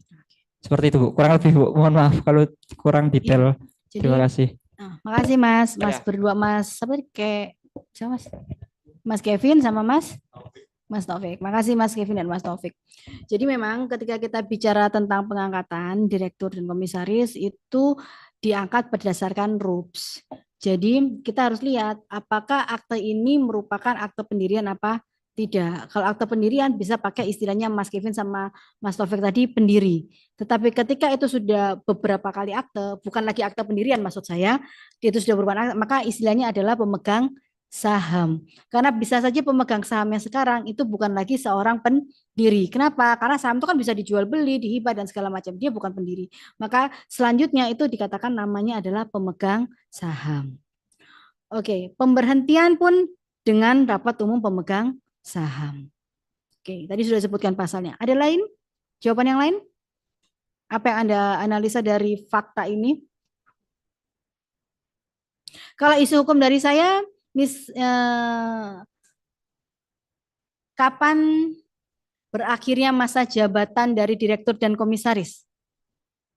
Kalian analisanya gimana? Coba aku bacain ya. Menyetujui untuk memberhentikan dengan hormat para direksi dan Dewan Komisaris Perseroan. Sekaligus memberikan pembebasan pelunasan acquit at the charge kepada mereka. Sepanjang semua tindakan tersebut ternyata dari buku-buku perseroan. Oke, selesai ya, mereka diberhentikan. Tadi faktanya Mas Kevin sama Mas Taufik udah benar, satu. Kemudian fakta kedua, direksi dan dewan komisaris diangkat lagi kan ya, diangkat untuk jangka waktu. Nah ini, perhatikan jangka waktunya.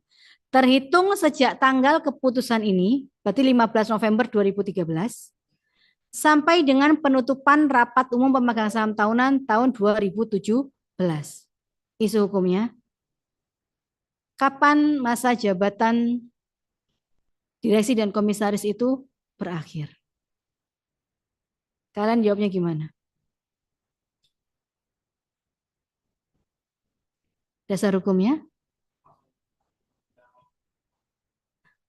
Jadi sebenarnya di rapat umum pemegang saham ini membuat keputusan yang agak ambigu.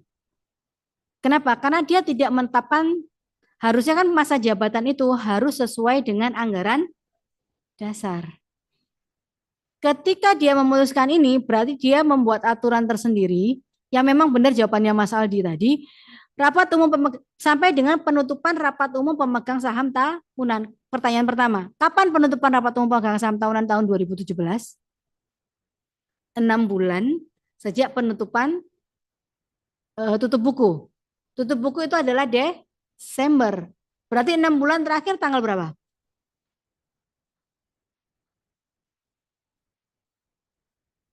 Juni. Juni itu 30 apa 31? Tolong dibantu saya. 30 Juni. Berarti apa? Berarti masa jabatan ini maksimal adalah sampai dengan 30 Juni tahun 2018. Kalau RUPS-nya Maret boleh nggak? Boleh, karena di aturannya itu adalah maksimal. Gitu ya. Oke. Nah, saya cobain dulu. Sorry saya cabut soalnya kalian nggak boleh tahu nama PT-nya. Tapi ini bagus untuk pembelajaran. Karena ternyata walaupun yang buat juga notaris di Jakarta, di dalam akte itu ada permasalahan.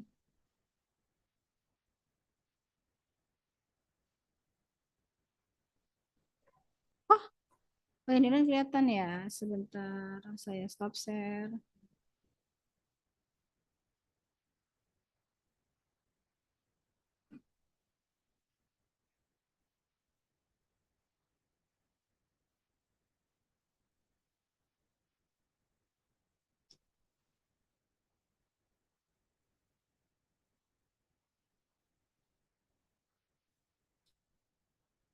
Direksi, pasal tentang direksi, pasal 11 ya.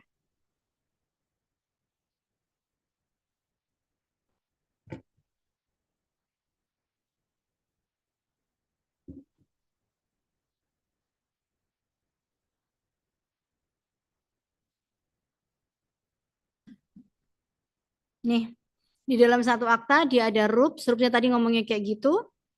Kemudian ternyata setelah kita lihat di dalamnya, di anggaran dasarnya, dibunyikan bahwa di pasal anggota direksi diangkat oleh RUPS untuk jangka waktu 5 tahun dengan tidak mengurangi hak RUPS untuk memberhentikannya sewaktu-waktu. 5 tahun. Kalau aktenya 15 November 2013, berdasarkan pasal ini, berakhirnya kapan?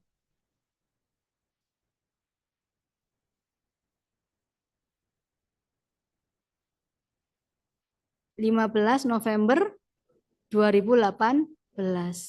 Maka isu hukumnya adalah ketika di dalam satu akta mengatur dua hal yang berbeda, ya kan? Kalau kita pakai pernyataan keputusan rapat tadi yang di bagian atas menyetujui rapat bla bla bla bla penutupan RUPS 2017 jatuhnya adalah maksimal 30 Juni 2018. Ternyata di dalamnya di bawahnya merubah anggaran dasar, di dalam anggaran dasar yang diatur itu adalah jangka waktunya adalah 5 tahun. Kok gitu? Gondor ya? Oke.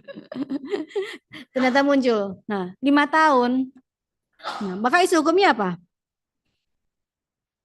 Apa isu hukumnya kalau udah kayak gini? Yang mana yang berlaku?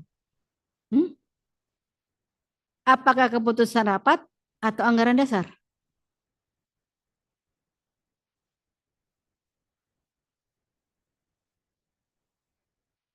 Aldi jawab anggaran dasar. Yang lain, Mbak siapa? Aura. Yang mana Mbak? Soalnya kenalnya cuma Mbak Aura, yang di belakang belum tadi lupa namanya.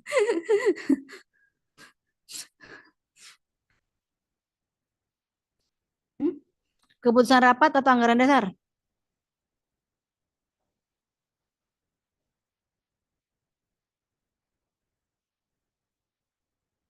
Anggaran dasar.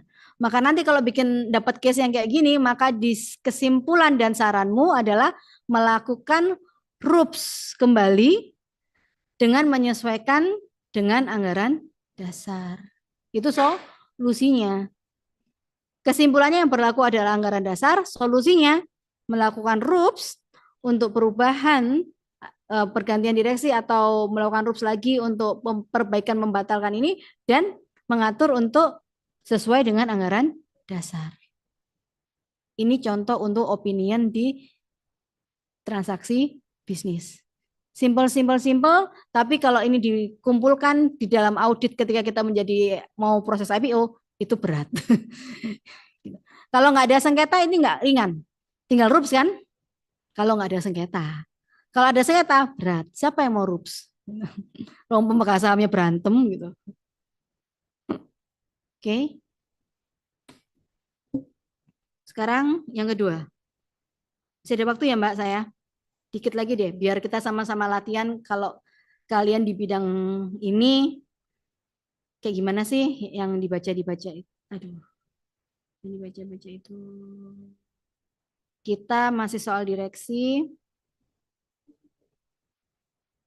Oh iya,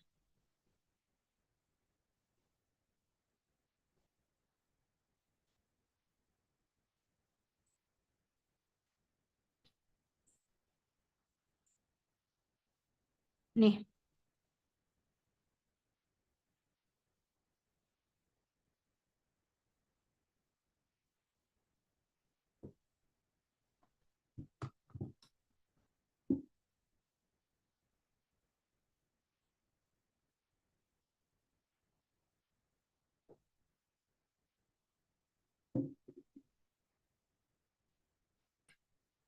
Oke, sekarang kita diskusi yang ini.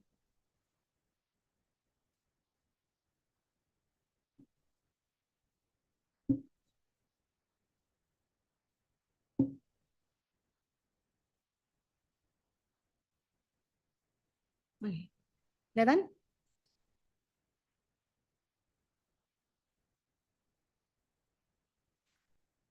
Ini gimana? Oke. Kita bacain ya. Direktur utama bersama-sama dengan salah seorang direktur lainnya berwenang untuk mewakili dan bertindak untuk dan atas nama direksi dan perseroan, serta mengikat perseroan melalui tindakan-tindakan mereka. Apabila direktur utama berhalangan, halangan mana tidak diperlukan dibuktikan kepada pihak ketiga manapun, maka dua orang direktur lainnya dengan catatan apabila dilakukan oleh seorang dari direktur 4 atau direktur 5, maka harus bertindak bersama-sama dengan seorang dari direktur 1 atau direktur 2 atau direktur 3, secara bersama-sama berhak dan berwenang untuk mewakili dan bertindak untuk dan atas nama direksi dan mewakili perseroan. Pertanyaan saya, kalau kalian nih dapat kuasa dari PT ini, siapa yang berhak memberikan kuasa?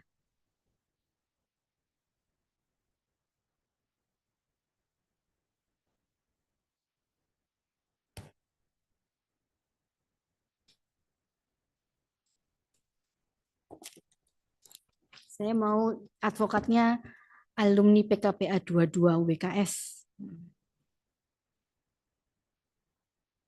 Siapa yang berhak memberikan kuasa?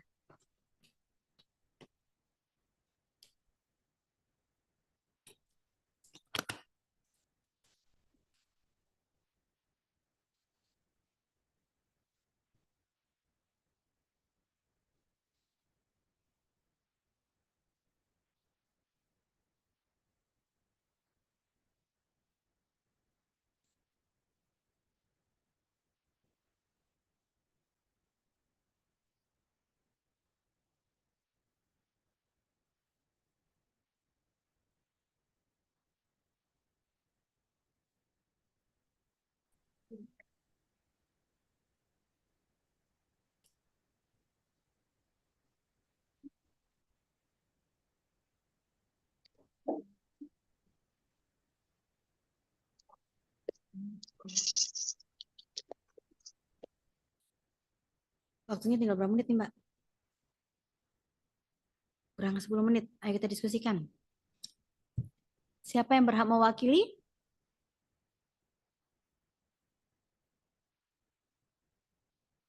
Salah nggak apa-apa, kita kan belajar. Direktur utama dan direktur lainnya. Siapa direktur lainnya?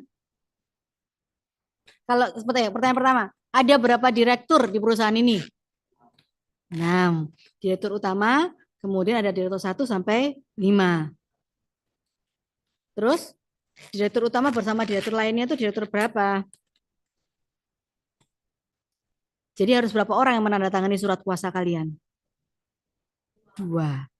Jadi perusahaan ini hanya boleh diwakili oleh minimal 2. Ya, karena direktur utama bersama-sama dengan direktur lainnya. Berarti direktur utama sama direktur 1, direktur utama sama direktur 2, direktur utama sama direktur 3, direktur utama, direktur 4 sama direktur utama dengan direktur 5. Kemudian kalau ternyata berhalangan, direktur utama siapa yang berhak mewakili? Nah, harus 1, 2, 3. Kan boleh 2. Minimal kan 2. Siapakah 2 itu?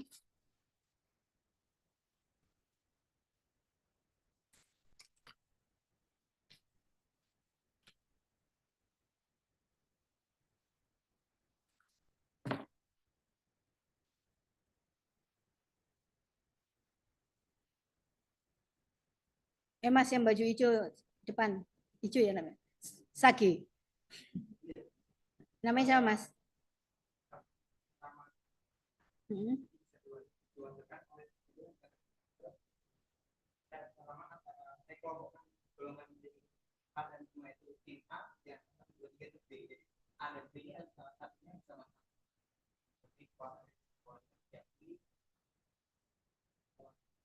Jadi misalkan yang 4, misalkan yang 5 nggak jadi 4, tapi 4 bisa antara 1, 2, atau 3. Terus saya sebaliknya 5 antara 1 atau 2 atau 3. Kalau 1 sama 2? Ayo. Kalau 1 sama 2 boleh enggak? 2 sama 3 boleh enggak? 1 sama 2 boleh. 1 sama 3 boleh. 2 sama 3 boleh. 3 sama 5? 3 sama 4? 4 sama 5? 4 sama 5? Tidak boleh. Karena di situ ada kata atau. Ini orang hukum penting ya. Kata dan itu bersama-sama. Atau itu pilihan. Dan garing atau itu bisa dan bisa atau. Jadi kalau yang tanda tangan itu 4 sama 5, jangan tanda tanganku kuasa. Kalau yang tanda tangan itu 1 sama 5, boleh. 1 sama 4 boleh, 2 sama 4 boleh, 2 sama 5 boleh, 3 sama 5 boleh, 3 sama 4 juga boleh. 1, 2, 3 itu bebas. Kenapa ya kok kayak gini? Karena biasanya direktur itu kan representatif dari pemegang saham.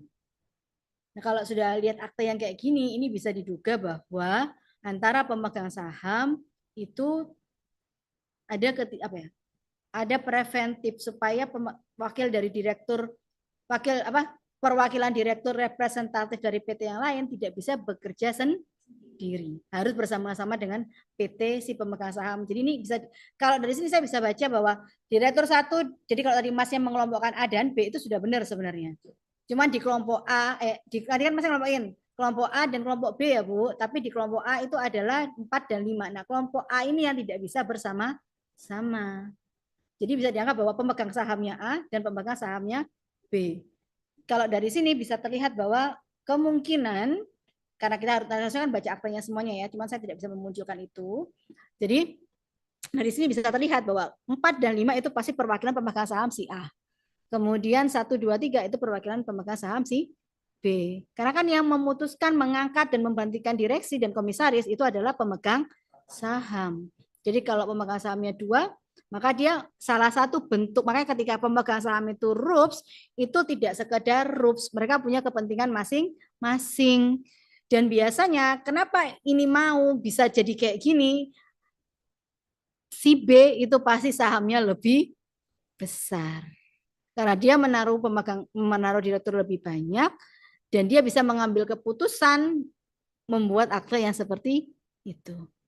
Makanya kalau nanti punya perusahaan, jangan pernah bikin perusahaan 50%, 50%. Kalau kalian pemegang sahamnya cuma 2, deadlock wes, kalau bisa jalan. Ya kan? 50%, 50%. Wes lebihin 1% nggak apa-apa, 51%. Tapi kalian bisa mengambil keputusan. Gitu. Ya dari sisi pengambilan keputusan, quorum kehadiran, itu seperti itu. Ada yang mau ditanyakan?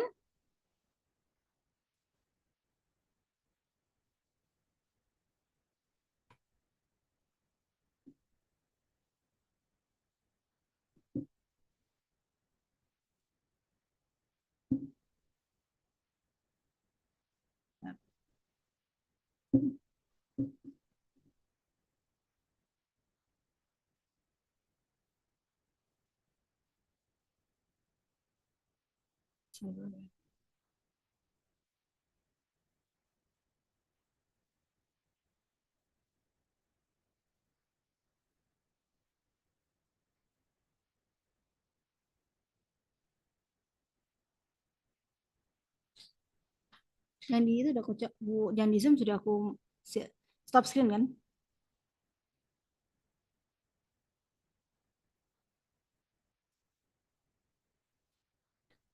Sebentar.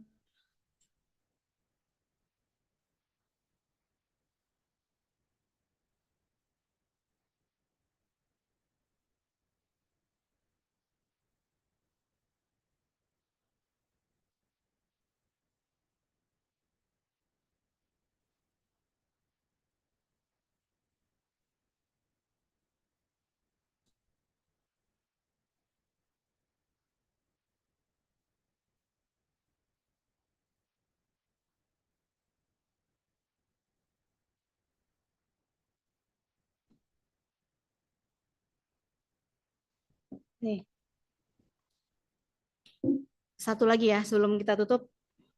Tadi kan kita diskusi ketika di anggaran dasarnya ngomong, tadi saya sudah kasih contoh, itu pinjaman harus dengan persetujuan komisaris. Ya kan tadi waktu kita ngomong kewenangan direksi, oh sebentar, yang di itu belum muncul di sini. Tadi kan kita diskusi, ternyata di anggaran dasarnya ngomong kalau ngutang itu harus dengan persetujuan direksi. Kemudian para pemegang saham ternyata membuat perjanjian. Nah, di perjanjiannya pembiayaan yang berasal dari pinjaman dikenakan bunga 10% dan jumlah seluruhnya berdasarkan kesepakatan tertulis para pihak. Kalau ternyata ada pertentangan antara perjanjian, ya, itu kan dibilang bahwa itu harus mendapat persetujuan komisaris. Tetapi di perjanjiannya mereka menjanjikan mengatur bahwa itu harus kesepakatan para pihak, para pemegang saham. Maka mana yang berlaku?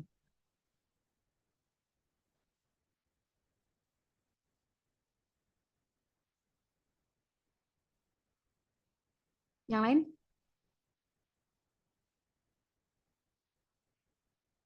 Ayo, di sini dia ngomong kalau mau ngutang kesepakatan para pemegang saham, kesepakatan para pihak. Tapi di anggaran dasar dia menulis harus dengan persetujuan komisaris. Yang mana yang berlaku? Antara perjanjian dengan anggaran dasar. Yang Mas Aldi jawabnya anggaran dasar. Yang sebelah sini, sebelah kanan saya.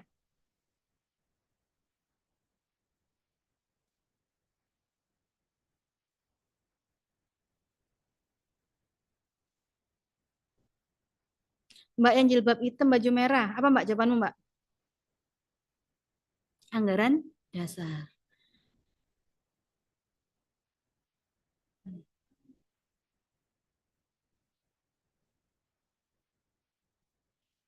Jadi kalau dari sisi sebenarnya yang berlaku adalah anggaran dasar. Cuman ketika saya sidang, ahli dari lawan pakai hukum perjanjian. Dia pakai hukum perjanjian terus dia bilang ini kan 1320 kesepakatan kebebasan berkontrak. Jadi ternyata ahli-ahli itu pun masih ketika kita menghadirkan ahli di persidangan kalian harus pilih memang kalau ini konsepnya adalah perseroan walaupun itu perjanjian tunduk pada hukum perseroan. Dia ngomongnya, nah kalau terjadi adalah akhirnya karena ahlinya lawan ngomong gitu, saya mengajukan ahli perseroan. Ahli perseroan mengatakan bahwa nggak bisa, gitu adalah lex specialis. Ini sudah tunduk pada hukum perseroan karena aturan main di perseroan itu adalah undang-undang PT dan anggaran dasar. Maka yang berlaku adalah anggaran dasar. Nah, kalau kalian ketemu yang ini di dalam legal opinion, maka di dalam solusinya adalah harus merubah perjanjian disesuaikan dengan anggaran dasar.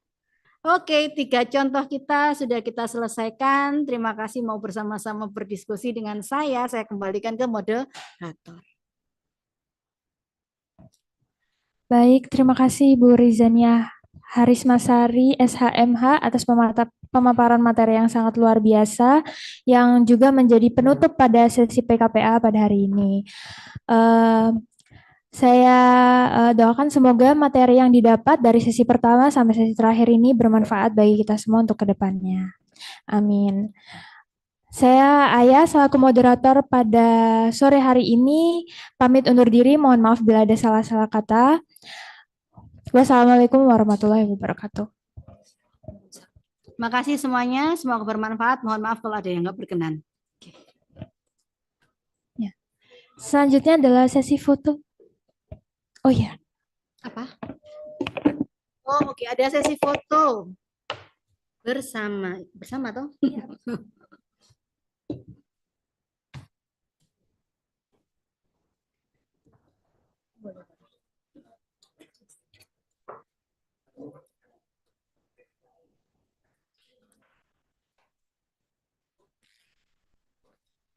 Biasanya foto gimana? Kayak kemarin ya? Ada yang di bawah, ada yang di atas gitu ya? Ayo. Yuk. Makasih ya, Mbak.